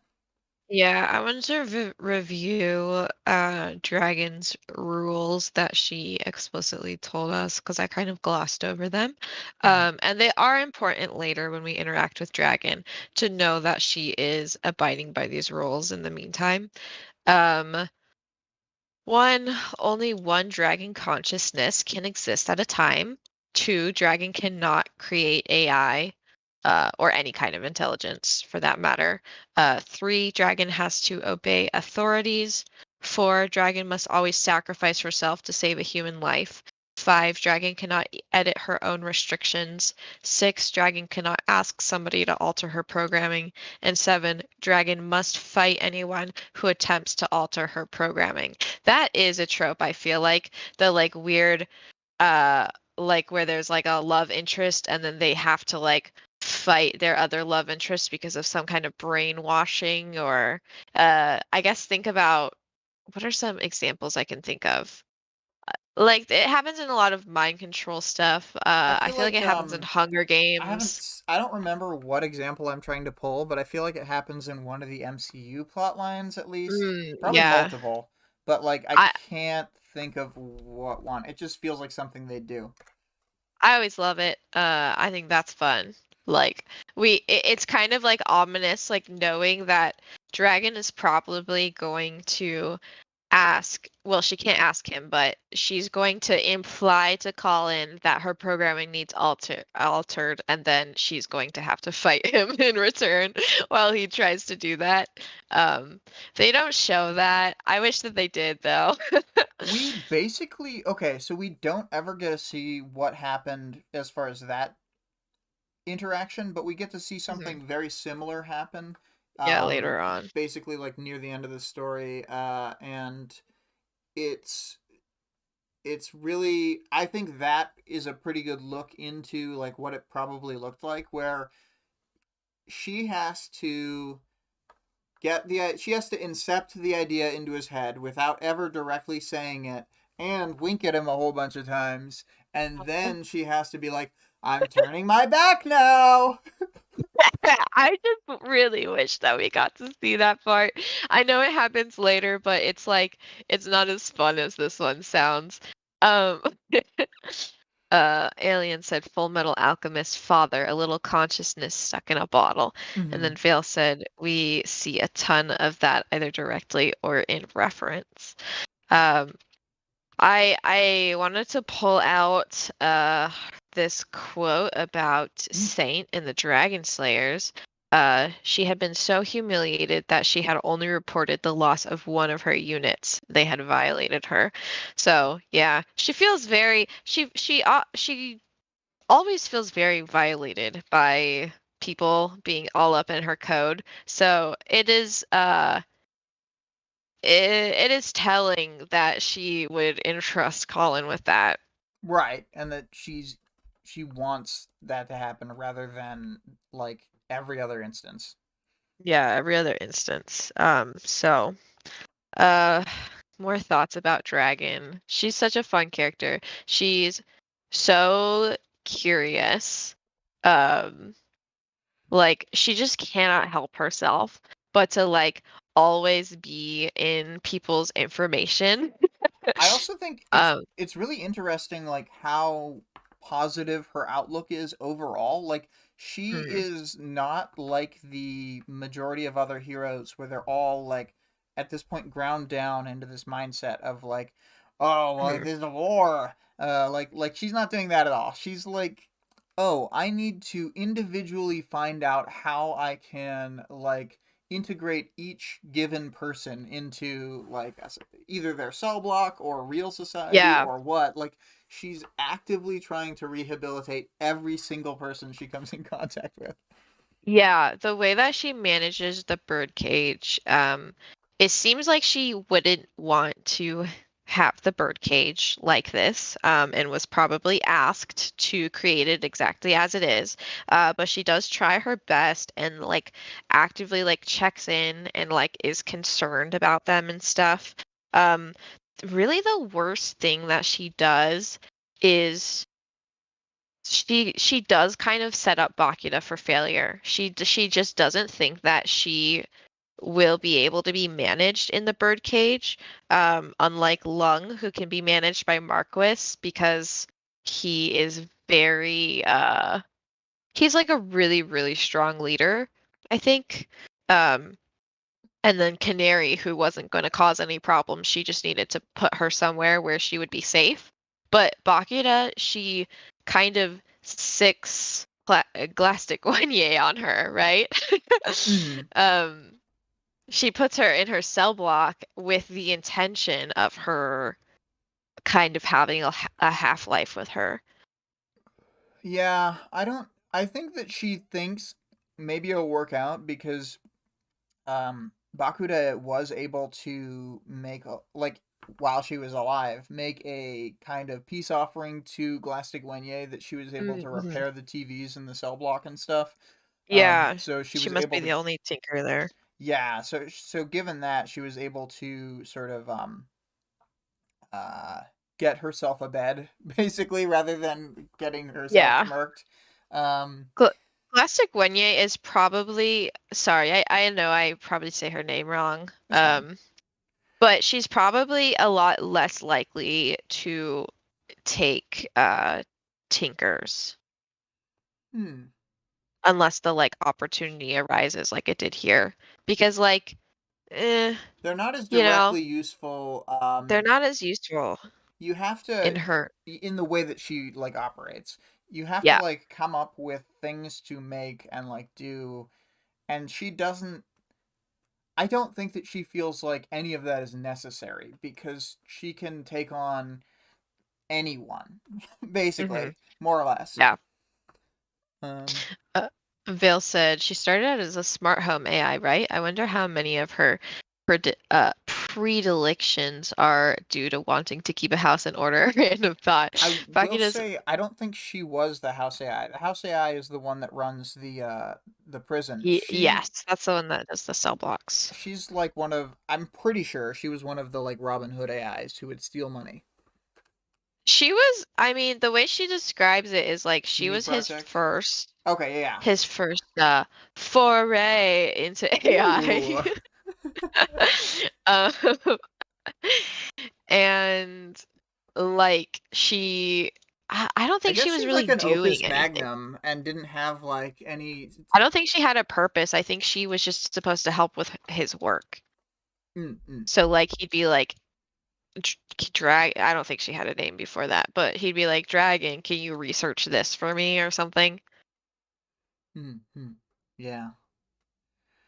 Yeah, I think that sounds about right. And then he would probably just come up with something to like specialize her in as time passed, maybe.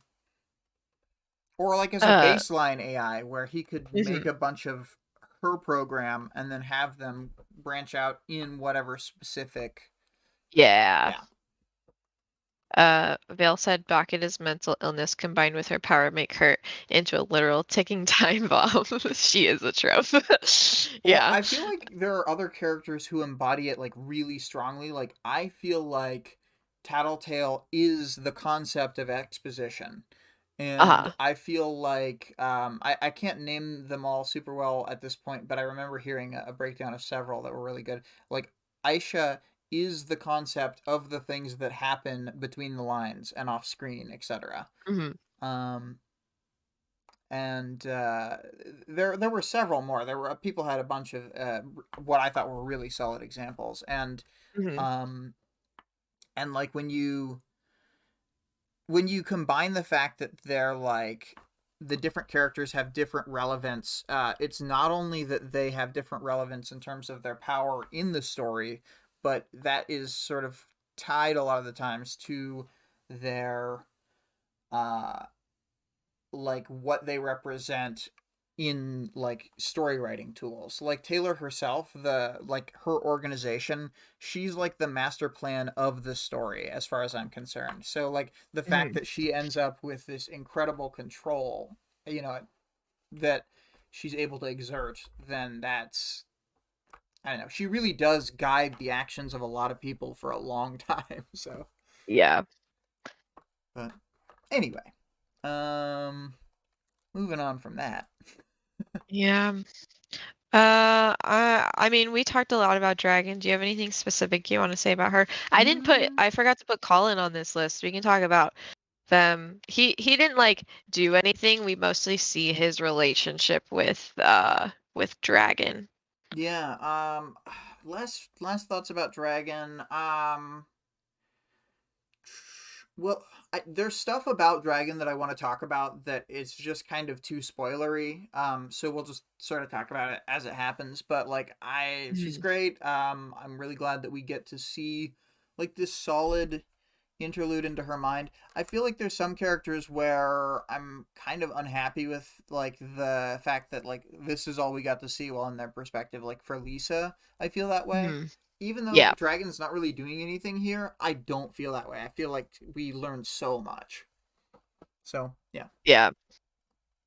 Um, Vale said, Colin trying to be personable with Dragon is a bit sweet to see from me. Like he's actually trying.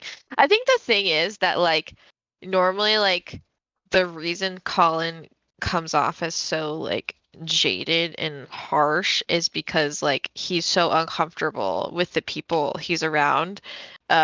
But like with Dragon, when he makes a mistake, he knows he can like apologize about it and like it's fine. yeah, having Um, that level of trust where you really don't feel like socially backed into a corner or like the kind of fear of rejection that maybe he has a lot. I think that that probably is something he needs to like advance socially. yeah, and the fact that I think like this is really what's going to like help him become like a better person Yeah, is that's what I the mean. fact that the fact that Dragon sees so much of him like at his worst moment basically right after everything goes down and he's in prison and stuff, and it doesn't like she it doesn't like turn her away from him in any way. Like at no point is she like I can't have feelings for Colin because he did this thing that was definitely bad. And Well, um it's good to have somebody know like the worst things you've done, I guess. yeah, the worst things you've done, and like she still wants to be friends with him and like be close with him and stuff. Hmm. Yeah. So he doesn't have to be such a piece of shit. Yeah, and like Colin is one of like I think Colin is a crowd favorite. Like maybe people like him at like maybe there are some people who like him at first because he's a Batman, but I think Hmm. there's a lot of people who hate him at the start, and then he becomes one of their very favorites by the end, because he Hmm. has such a turnaround. So yeah. Bill said Dragon might make the same choice if she were allowed to. This is both good and bad. Hmm. Not sure quite what that was. About what Colin did against Leviathan, maybe. Mm. But obviously she doesn't have that option to make the choice. Yeah, she doesn't get to make evil choices like Colin does. Evil Colin. Do we All want to right. move on to this? Andrew Richter, the man, the myth, the legend. As Sky would tell us, it's actually Andy Richter. But Yeah, Andy Richter is uh Dragon's dad, mhm. and he was a good-ish person. He was a hero. We'll say that. I think And he was he really used trying his best, but he was kind of a yeah, piece of shit by accident. Kind of a yeah, huge I piece think of he was on shit. accident. I really don't I kind of really don't blame him. Like he didn't know what would happen to Dragon and that she would be trapped in this way. Um like we said earlier, it's like how little kids don't get to make their own choices They don't or get to have have the fork right next to the electric socket. They just don't get that yes. option. They just don't get that option. You don't get to give the kid a gun. You say follow the law when you're a little kid, you know? Yeah. Like you don't get to make those kinds of big choices, and he didn't know that he was going to be taken out of the picture. And that she would be kind of stuck in this cage. I have Um, wondered for a long time if Leviathan didn't destroy Newfoundland specifically just to kill Andrew Richter, because he was making too much like positive progress and change in mm, stopping villains and reducing conflict. Yeah, that's interesting. So Um, yeah, and he was really like not using his power right because he was using it to reduce conflict generally. Like he wasn't causing more conflict for himself or anyone else really. Um, yeah, the one reason I think it probably worked pretty well for him still is that he was reducing overall conflict, but the way he was doing it was by a method of attack. So probably his power was like, "This is great! I'm getting tons of yeah, data." I mean, what? yeah. Alien said she probably would have found a better use for all the parahumans individually if she was put in charge of the Leviathan conflict instead of just throwing all of them at him. Yeah, Mm, I agree. yeah. Um, Andrew Richter was too scared of AI. Dragon thinks that it's because of, like representations of AI in movies and, media in general and stuff, which is annoying for her because uh those are just movies, and also he's a parahuman who specializes in making programs. Like he should kind of know better. um Greg said it that things before can I get. did, but Yeah. representation is important even for AI. I was gonna say I think this is a good, like, the term fantastical racism, meaning like racism in a way that doesn't exist in the real world, or like just a bias or whatever that doesn't exist in the real world, I think can Hmm. be important representation of the subject as well, because Yeah. it is showing this negative thing that is really affecting real people, but in a way that people will not have a flinch reaction to, per se. Hmm. A knee jerk rather. But yeah. Yeah. He was apparent, like, as far as we can tell, he was kind of a goody two shoes. He was like, oh, follow the law. You're not allowed to do this. You're not allowed to do that, but you are allowed to lie. Yeah. I guess he just wasn't worried about that. Like he just thought she would. And that's the thing about Dragon is like she resents him even more because she like looks up to him because her personality was made to look up to people like him because that's what he thinks is good. Like it's like this weird like cycle thing. And Um she's like, "I love you, you piece of shit." Yeah, like she thinks he's a good person, and he did program her to be a good person. He like didn't really need to put these limitations in place because she like I feel like once you're a just like a genuinely good person, it's like kind of hard for you to get derailed and become a bad person.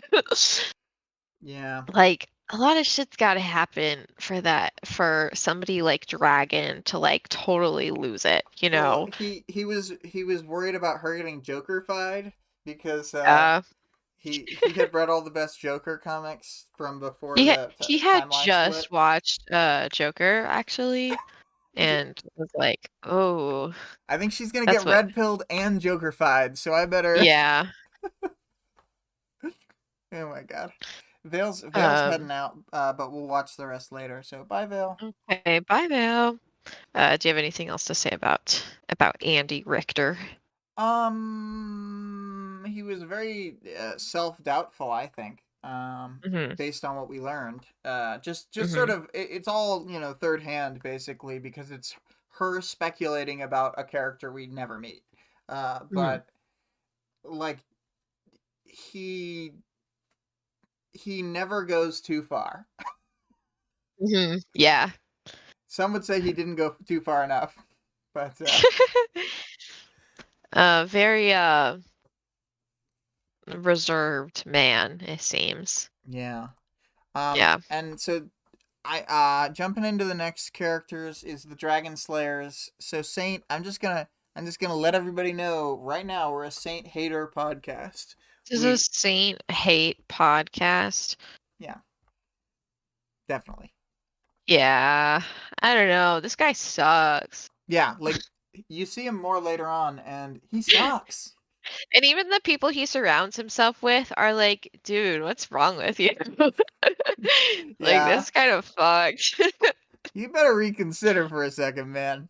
Yeah, when like the people you handpicked to fulfill your agenda are like, dude, I think you're taking this too far. Like, you should really rethink your actions. They're not only his two teammates, but they're his two biggest emotional allies, and they're both Mhm. like, "This is kind of fucked."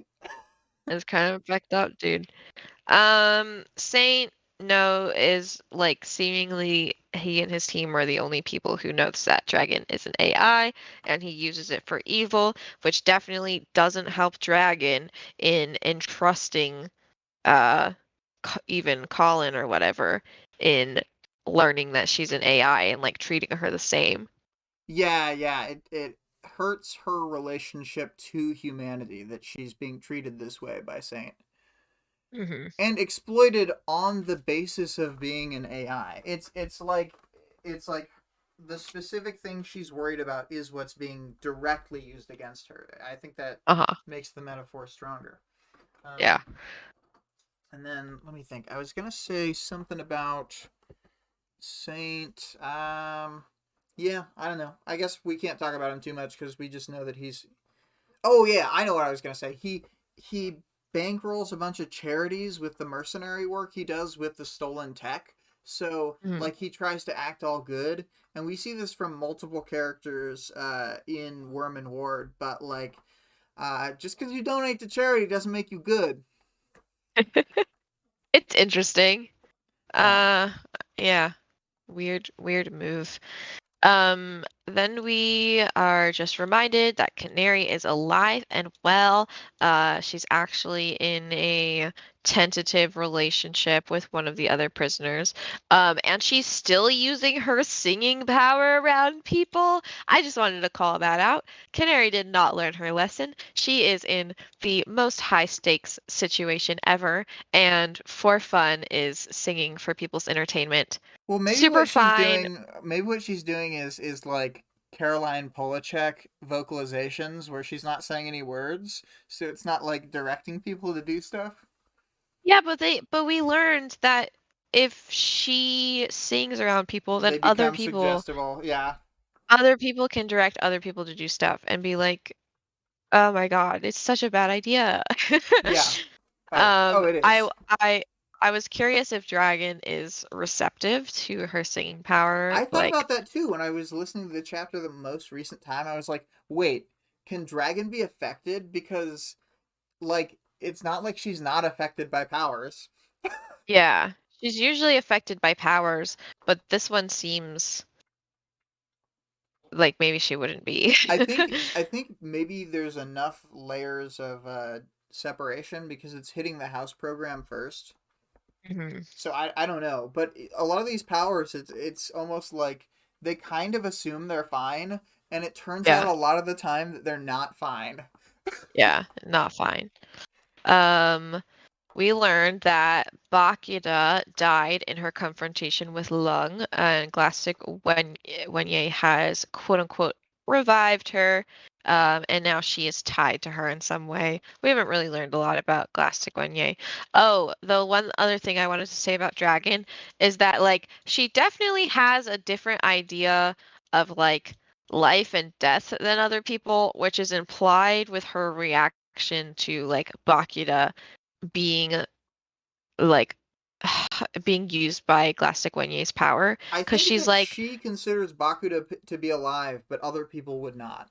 yeah, like she considers that to be alive, and I think that is because of her perspective of being somebody who is first like not alive in the typical sense and also like just lives and dies constantly.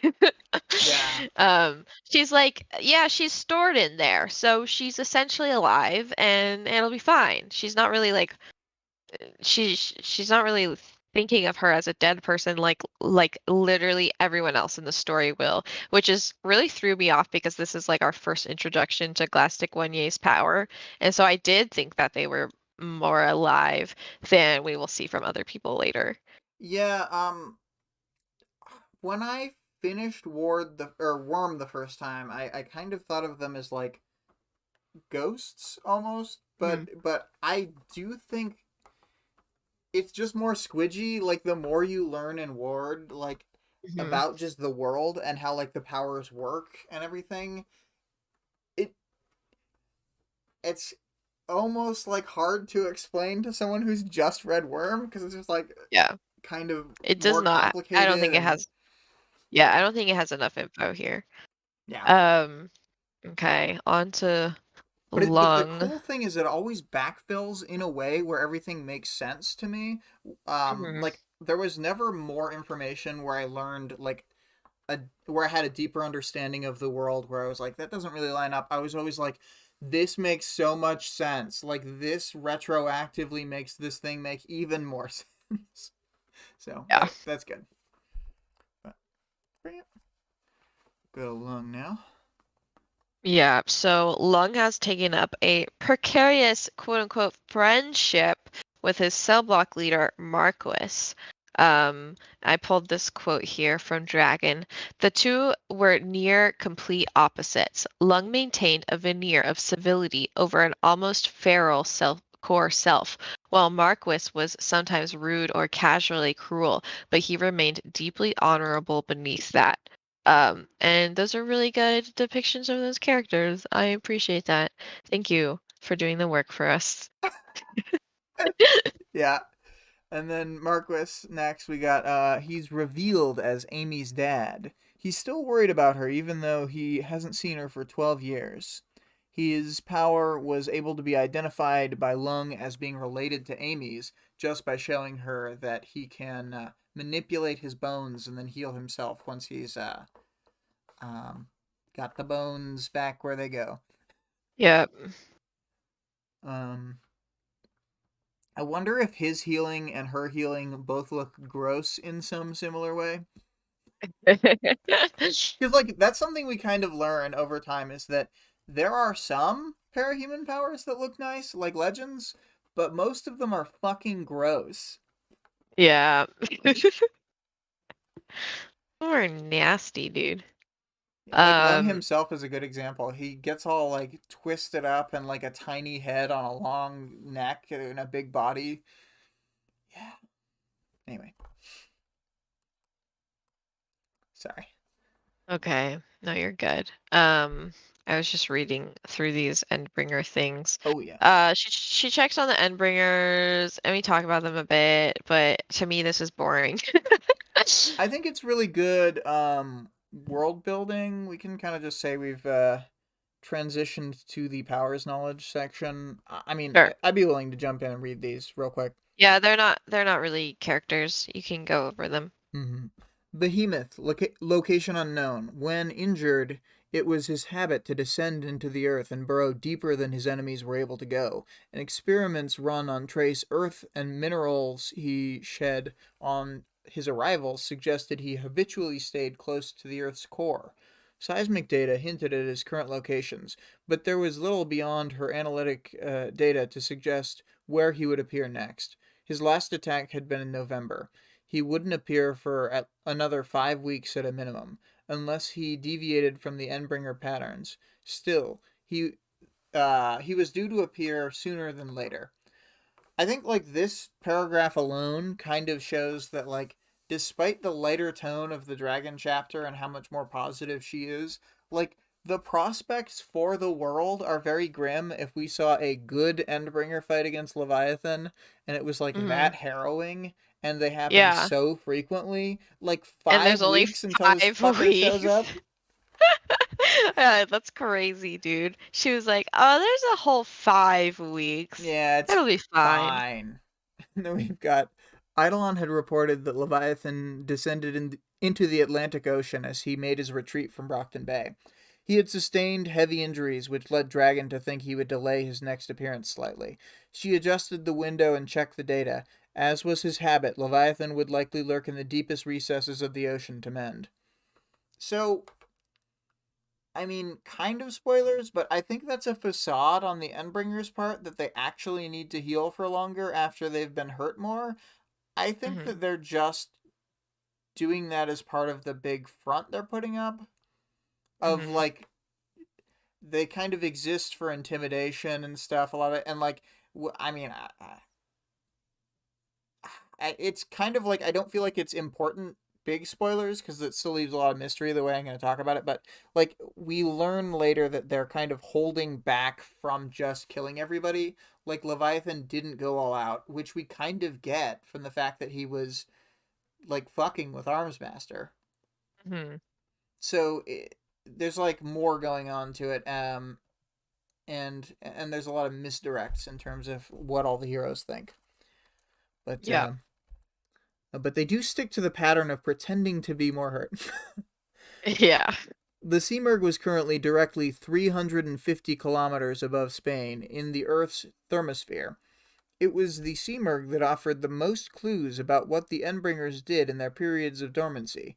The Endbringer winged a lazy orbit around Earth, beyond the limits of conventional weapons, and the highest resolution camera images showed she barely moved.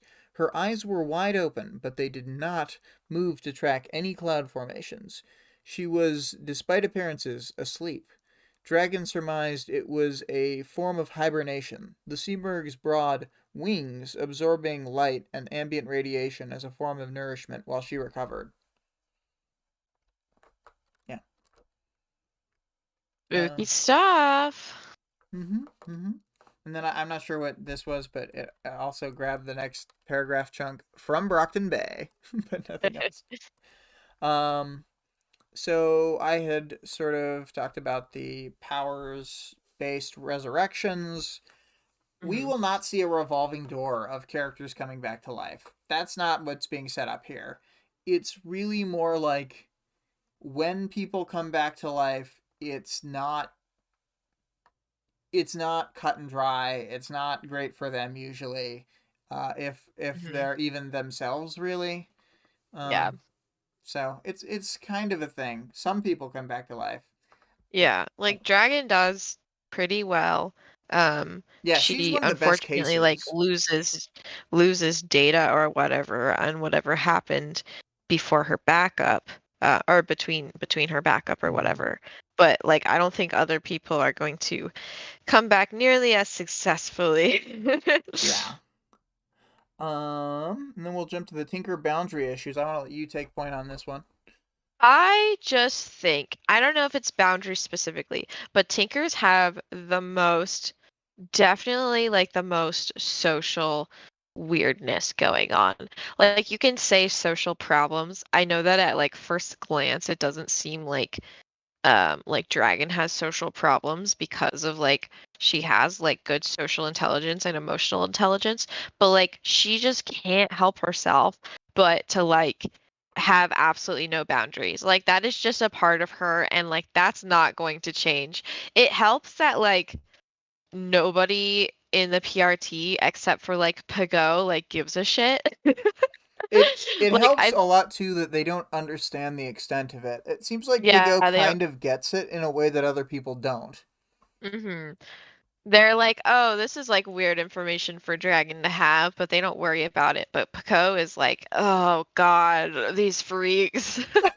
Yeah. Um, but I mean, it obviously like works out really well with her and Arms Master's relationship because like he needs somebody who is like basically like inside his head all the time with him to keep him from being evil.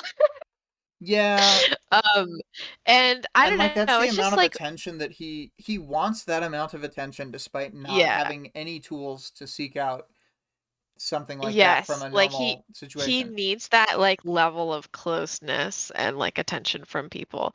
And I think their relationship is like a good example of like a relationship that could be like really fucked up and unhealthy. Like and on paper, like it would look like that, but it's not. Like they have a great relationship. They are really healthy together. They're like a perfect match and it just works. And it's like just all about like what like the fact that they make each other better people and the fact that like if there's like full consent involved in it, even though Dragon isn't great at seeking out consent at this point. Yeah, You she gets know. I think that she gets better at that stuff, but like not Mhm. during this early section at all. So, Yeah.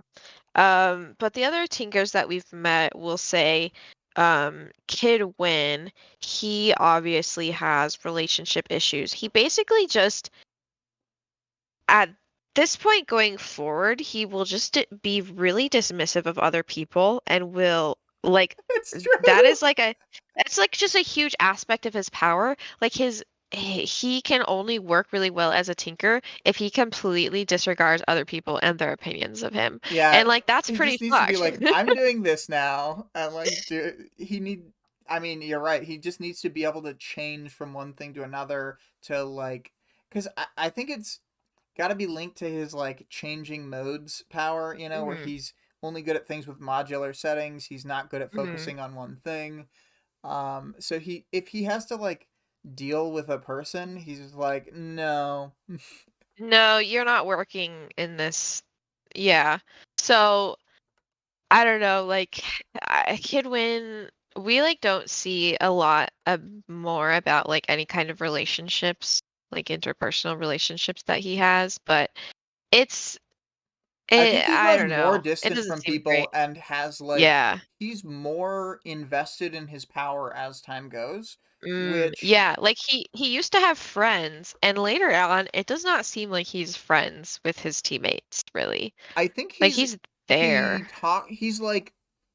he's like long-term teammate style friends, like a regent and bitch hmm style relationship, not like as contentious as them, but like a similar like close, but they don't necessarily like hang out Yeah. with Clockblocker and Vista specifically. And other than that, yeah, we like don't see him doing much social interactions. And when like Victoria will talk about um having spent time with essentially Kidwin and Gallant and Clockblocker, you know, hmm all in civilian form. And it sounds like they're all hanging out, like the four of them with Amy tagging along and stuff. And hmm he was part of the group, and he really does not seem to be part of the group later. No. Yeah, I think that things really have changed once he's like become more aligned with his powers. And like I think that's just something really interesting about Tinkers because you think like the people with the connection issues are going to be more of like the masters and stuff. And that's true. Like but yeah, no. Yeah, I've been noticing it's all just like a more and more gradient. like the Tinkers are the ones with like the strangest and like worst relationships with other humans. Um, but I mean we've seen Bakuda and that one's obvious. Like she is a narcissist and as far as we can tell, like can't really have close relationships with people. Um, We I also don't see know like who. at the end of the book, we see Labrat and uh string theory talking to each other, and like the way they interact, like they Mhm. hate each other, but they're like, I Yeah. think that there's like more going on. It like really seems like they kind of want to fuck, but they like really hate each other. Yeah. I think the only other like things we've heard about Tinkers, well, like there was Chariot. He's gonna have a bunch of false friendships, obviously, you know, because he's undercover. Um, and then we've heard about Toy Box, which is where all of these Tinkers come together and like live in a Tinker community, which is really interesting. Like they're like so desperate for human connection Right, right. that It's like an influencer they house. struggle yeah, that they struggle so much to get. So yeah, I want to keep an eye on Tinkers. Unfortunately, Taylor doesn't hang out with a lot of Tinkers for a while. Yeah, yeah, it's true. I'm like holding back from making any Tinker Tailor Soldier Spy jokes, but I guess by saying it, I've already done it. Um, anyway, I think it's really interesting. I'm glad that you've already picked up on some of the Kid Win stuff, because when you're done with Ward and you've kind of seen everything and all the flashbacks and stuff, I want to talk Mhm. more about Kid Win specifically, Oh because I my think you've God, already picked no. up on more stuff like that. I think pays off even more. Yeah. So it's like it's like that thing where they say, I wasn't guessing the ending. I was following out the logical threads of like what the story Hmm. was telling me. So like Yes. it's so great that you can pick up on that stuff having like not read any of the later Ward sections because you're like halfway. Yeah. Cool. Um, so obviously we didn't want to read out the whole checklist, but I did look over the action items, and I thought they were kind of funny in general. And then the last two were especially funny, which was checking complex social intelligence emulator complete, checking inspiration apparatus complete. Complete. It's like what if one of those fails like during a load up and then she's just kind of like she's just kind of lacking one aspect of herself for a while because I don't know, maybe she'd be like, "No, I got shit to do. I can't wait for these to load up." Yeah, Her like inspiration apparatus doesn't complete successfully. she just doesn't make any new shit. Um, Yeah, she doesn't she doesn't feel inspired the whole time. Well, I thought this one especially, the complex social intelligence emulator was funny because she's literally better than any other character at like dealing with Yeah. people. Oh, Shit. yeah. What a great chapter. So, do we want to do the bonus before the audience participation? I was thinking that'd be a good order. Okay, I sure. All right. So, anyone who's left, now is the time to look at your screens. I have made some Dolly Mini things for different characters, and a lot of them are really stupid, so it's funny. Um, this is I'm just gonna go in the order there in the drive. We got Aegis here. He well, that's Aegis. Yeah, that's great. You should have put it black and white because he's, you know, Oh man, that's super true. dead. Super dead. This is vaguely Alexandria. It was really hard to get the female heroes in a lot of the stuff because like Dolly Mini, I mean, probably by way of like the whole internet being it, but Dolly Mini comes off to me as very racist and very sexist. Uh, like it Yeah. shows like all women, like especially white women though, like kind of flouncing around and like always like all the superhero things were those shitty like Halloween costumes that are super low quality, and even though they're Mhm. like even when I put in the word like serious, they'd always just be doing these like smiley poses. Like I don't know. It was just like Jesus Christ. Is this what the AI thinks that women are like? Um, Greg said, "What happened to her face?" You're about to see some fucked up faces. that's true. We'll see some fucked It's up good. faces. But moving on to a little. I don't know. I think I was trying to get a fight between Armsmaster and Leviathan, and somehow it created this out of the two of them. So this is the Leviathan armor for.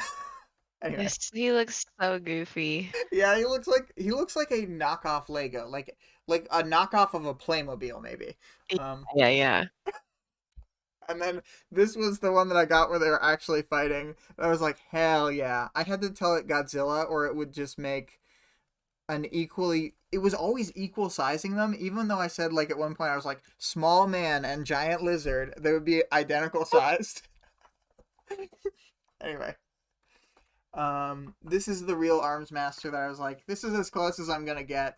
It was literally impossible to get it to give me a silver visor that was in the shape of a like a pointed thing, V. like Yeah. at all. And then it was also impossible to get it to do the chin without it looking like cartoony power armor like this almost. Maybe cartoon's not the right word, but like video gamey Mhm. armor, and then like a disgusting melty real life human. Um, This is kind of Bakuda. It's just kind of generic, but there's her red lenses. This is bitch. I think this is much better. I really like this one. Oh Uh, man, love that. Look at that sassy pose. there were so many sassy ones that I almost kept because they're like not because they were good, just because they look sassy. Yeah. Then we got Browbeat. Kind of. It was hard to get it to do even this. So That's fine. I literally never drew Browbeat, so this is like it's like a Mike Wazowski situation. We'll Browbeat never ever see him. representation. Yeah. Yeah. And then we got I believe this is Brutus. Yeah, because we're in the B section. So this is Brutus. Um, Pretty cool. I think that Pretty cool. it's really good at making certain types of art. Like I literally Hmm. typed in 3 words, got this on the first search. Like I Hmm. put mutant bone dog, and it knew exactly what I wanted. Yeah. And then we got clock blocker, which I thought was like really hilarious. It looks like almost realistic human, like standing in front of Oh my gosh. a red screen, if you will, rather than a Yeah. green screen. Um, Yeah. Doing a photo shoot. Man, clock blocker's great. And then we got Coil. He's kind of prancing around. The snake Yeah. pattern never looked good on his costume when he was standing still. It was only when he was sort of mid leap. Yeah. It's very interpretive dance. Yeah, yeah, it really feels like he's about to do a little move. Hmm. I really like this one, even though I could not get the weapon and shield to be electric. Like, I spent maybe the most searches on this guy trying Uh-huh. maybe on imp because I really wanted a good one, but I spent like a ton of searches on this guy, and like a bunch of different ones, not just like running the Mm. same searches. I could never find a combination of words that even came close to like independently representing the idea of like a lightning bolt weapon Hmm. or Hmm. shield. I don't know. Weird. It's like an easy concept for a human to think of, but I don't think that the AI knows how to connect those words. Yeah. This was the Dragon Mech. It doesn't look super mech-ish, but it was really hard to get one that didn't look all smudgy. Um, Yeah. It's cool. It looks like a those dragon toys that would turn into like balls that you would roll around or whatever, and oh then they yeah, pop open. yeah. I think I know the ones you mean, Can't wait for Worm the musical. Dude, Coil would have such a good villain song. dude. Oh yeah. I, oh, Coil could imagine a do the chords villain song. I was thinking of Coil's like performance being like somehow like very foppy and over the top like the king from Hamilton. Yes, that'll be good. Yeah. We've got Fault Line. I wanted ponytail and red gi. I did not really integrate the riot armor ever, but I thought this was hilarious anyway. Um, It's good. what's wrong with her face? We got Gallant, very They're just basic. all wearing masks. Yeah. It's funny because for Gallant, I was literally typing in a thing trying to get an arms master, and then I was like, oh, it's Gallant, I guess. Yeah, that's gallant.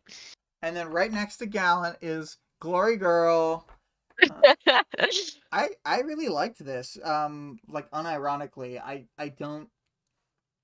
don't know. I just think it's kind of neat. And then Gru.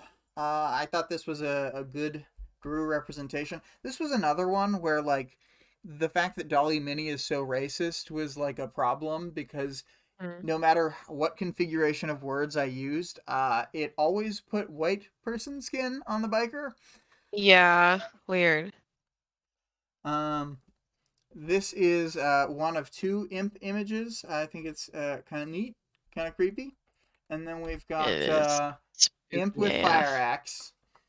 Uh, Fire axe. yeah, yeah. So good. Then Judas. Yeah, I'm gonna spend a little more time on it. People can look at the Flameo axe.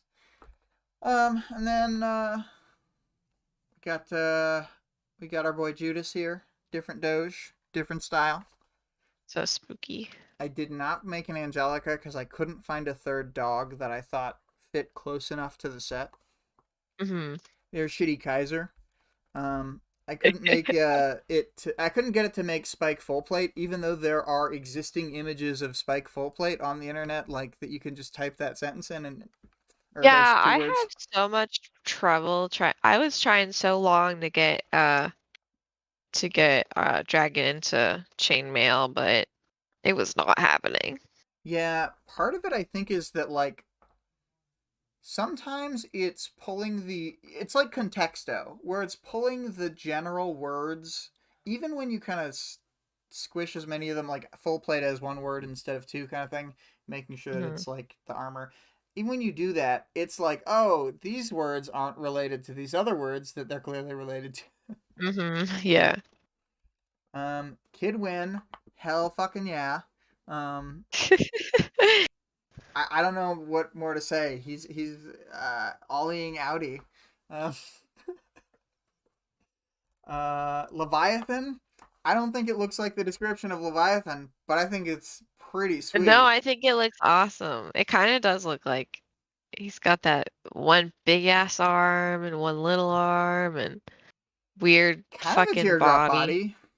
Like, Yeah. not as pointed as they say, but like, yeah, and he's got the digitigrade feet. I didn't even tell it to do that. I just, Yeah. It just it new. knew. Um, and then this is Long, or this is, you know, my joke when I made the first one, because Long is the very first guy I made, was this, all of these, this is what Dragon sees when she thinks of the people. Yes. So all of that, in fact, that's, yeah, across the board. Um, Across the board. this is Oni Lee. That's what he looks like, Dragon. Oh, you look so sad. Yeah, he really does. He usually looks more angry. It was weird because when I made the dog Oni Lees, I found it very easy to find a lot of good ones, but for this Oni Lee, it just wasn't making the masks very well. So this Mm, was basically just the very best one, and I still didn't think it was very good, but I think this is a really good Amy, though, actually. This yeah. was on the It's very first good. set of when I realized that I needed to use the word hood instead of. I kind of think her thing is more like a robe, but like it didn't want the word robe. Um, Yeah. it's good, but it's no It's dog Amy. That's true. Dog Amy is so good. I love Grumpy Amy. That's one of my favorite pictures. It's one of the only ones that's in the top level drive folder. We Oh. got Purity, who I think turned out really well. This was actually like a very first like basic search. I was like, woman emitting bright light. Like I think that's all I wrote. So very cool. We've got Regent. I think his twisted up face represents his His inside. twisted up personality. That's what I'm saying. That's what I'm saying. And I kind of wanted him to be wearing a blouse shirt. It's a little more standard guys button up, but I did use the word blouse, so I don't know. Hmm. Then this is Shadow Stalker. Whoops, I got a bit too much on the clip there. Um, she looks pretty good. It was hard to get a good Shadow Stalker. Again, every time that it was a woman, they were super flouncy, and every character had showing white skin. Like that's another thing. Yeah. Like even if I would say like full coverage, words like that about the clothes, then the Hmm. women were almost always showing skin for like multiple iterations. Like so many of Mm. the imp ones were showing skin.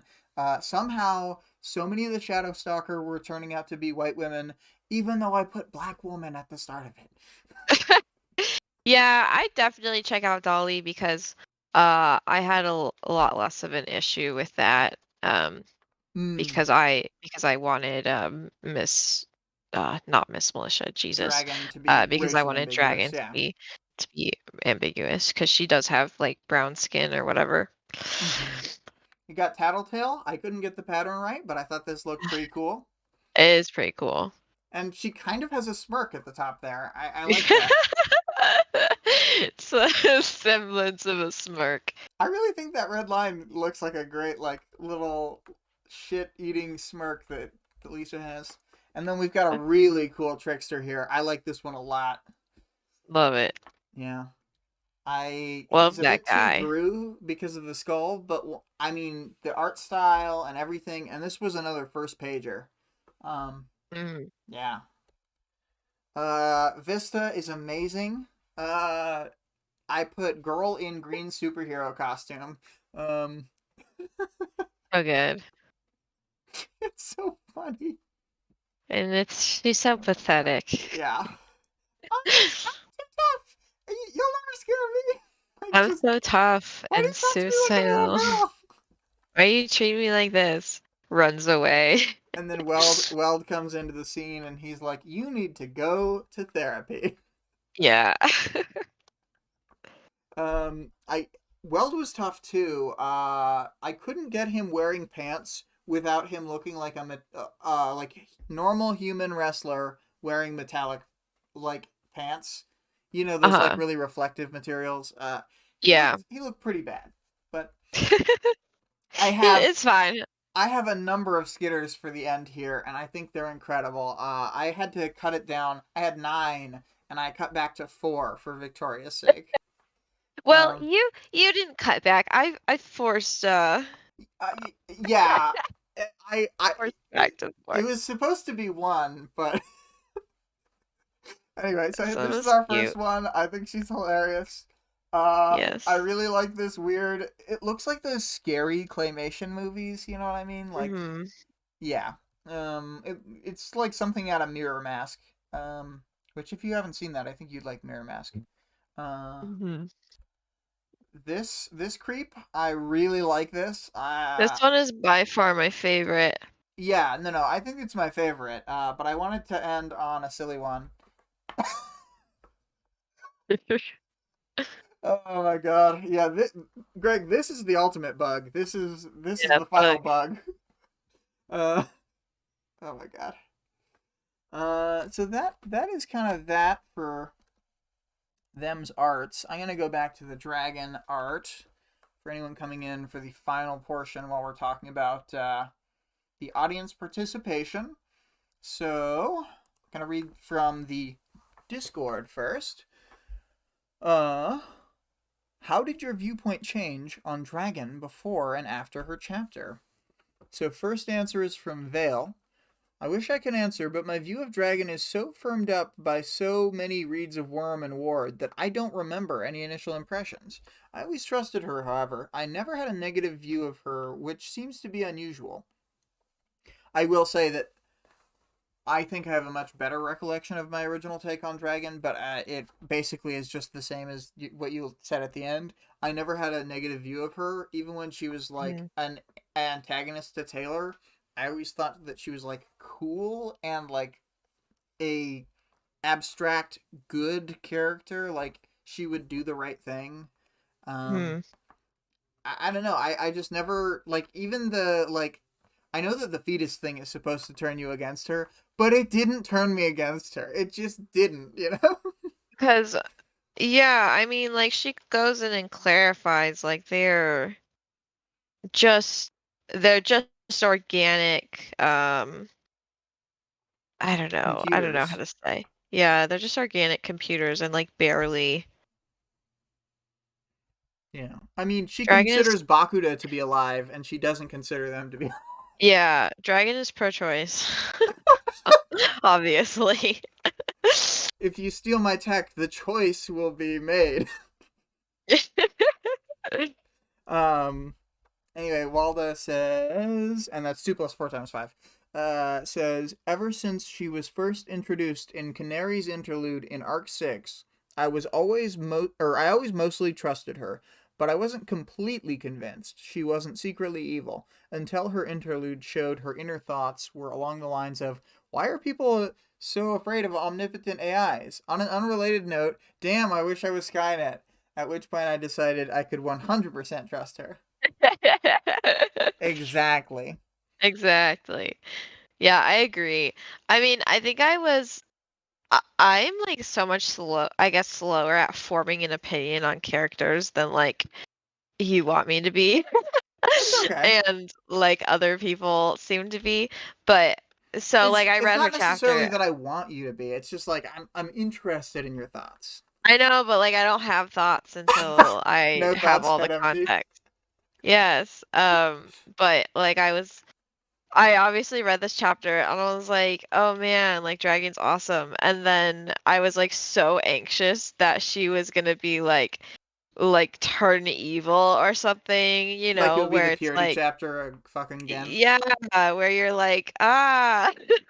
Or like it would just happen later in the book or whatever, and I'm really glad it didn't because I couldn't handle that. I don't like to feel like tricked, by Not necessarily that that would have been a trick, but it kind of feels like it. Like you read the chapter and you're like, this is a good person. Like I understand where she's coming from. I know that she wants to be like more omniscient and have like multiple consciousness running. Um, and I really hope that there's no problems when that happens. Yeah, yeah. Greg, you got any thoughts on Dragon while I sort of talk about my final thoughts? I'll give you a second to type if you got anything left. Um, so for me, it was I pretty much always trusted her. I think it was like essentially the same as 2 plus 4 times 5, where I was like, they could take this character in like an evil direction or whatever, but like maybe it's because there was like a certain point where I was more confident in the story that I didn't think it was going to do like a lot of things. And I think that probably came before Arc 8, but definitely was cemented there where like everything was handled so well with like the way that the story used characters and like moved pieces around and like how it didn't fall into a bunch of like cliches and stuff like that. I felt more secure in the idea that like he's not going to fuck up the story. hmm I think this chapter also just leads to so much dramatic irony, which is Mm, not always fun, but it somehow is specifically fun between Dragon and Taylor because their opinions on what's good are like kind of so similar. Where Taylor's like, "Why are you doing this thing?" And she's like, "I have to." And Taylor's like, "No, you don't." And Dragon's like, "Yeah, I do though." And like we know that as the audience so that we don't have to ever stray from our love of Dragon think when yeah. she's doing bad stuff. Yeah, and I mean like the another thing is that like if she was more unrestricted, like I could imagine a scenario where Dragon does a bunch of the things like that Taylor is saying and wants. Hmm. And Yeah. yeah, because she'd be more I think she'd bend the rules and blur the lines a lot in a way that like a normal person maybe wouldn't because they don't have a hmm nuanced enough perspective. Because I think a lot of heroes are probably like Amy and Victoria in their like hmm really kind of like black and white is an easy way to say it, but it's like simplified, I would say, like Yeah, simplified where they worldview. they want to arrest villains like just because they exist and that they don't think any further than that. And They Dragon don't just think like doesn't, because like it feels like that's really buying into the way that our current society operated at the time when the hmm powers came around. Like hmm the carceral system wasn't quite as bad in the 80s, but like we have a thing that is like unprecedentedly bad in history. Like we are caging so many people, and like that is the mindset that is transmitted to these like wannabe heroes in the society that is our society essentially. Yeah. Um, let's see here, and I can't imagine that it was any better because like as we said in the theme section, like the powers just exacerbate all of the normal societal issues that we already have. hmm And then to read Greg's thing, I like Dragon from the start. This chapter didn't move the needle much on that opinion. I guess I was a bit excited she was confirmed as an AI and to see where she would go, but I was on board the Dragon train. Greg, do you Yeah. remember if I knew Dragon was an AI before this chapter? Because I feel like I did, but maybe I'm just like patting myself on the back for something that's not true. Um, Yeah. Kaysen guessed that she was an AI when we see her first mech or whatever. I can't recall. well, too bad. Well, Kaysen did it, so we have somebody in our group. Yeah, that we know some people guessed. Yeah, yeah.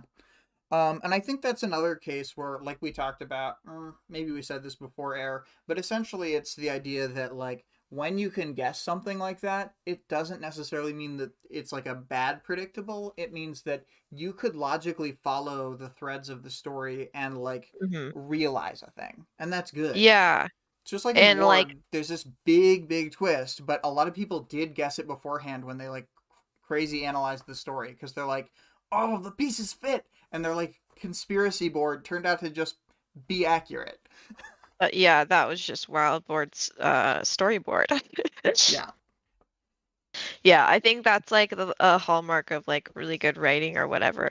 When like if you put in a lot of work, you can figure out like most of what's going to happen before it actually happens. Right. Yeah. Yeah.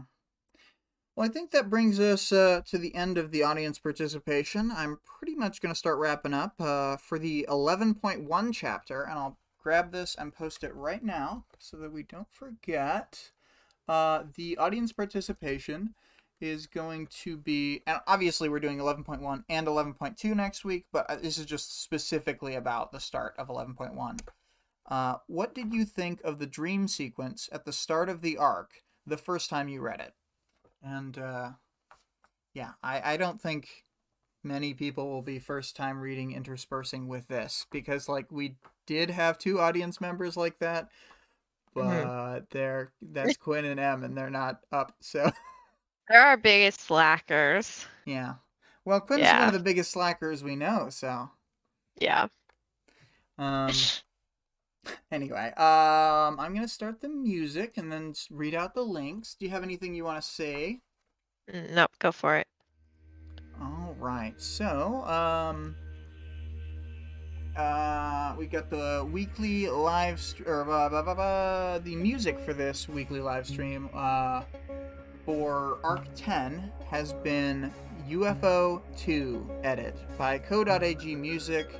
All of their stuff can be found online, and there's a link to this particular song in all the streams it was used in for Arc 10. Our Discord server link is also found in the stream description and the channel description. The author of the work being discussed can be supported on Patreon at patreon.com/wildbow.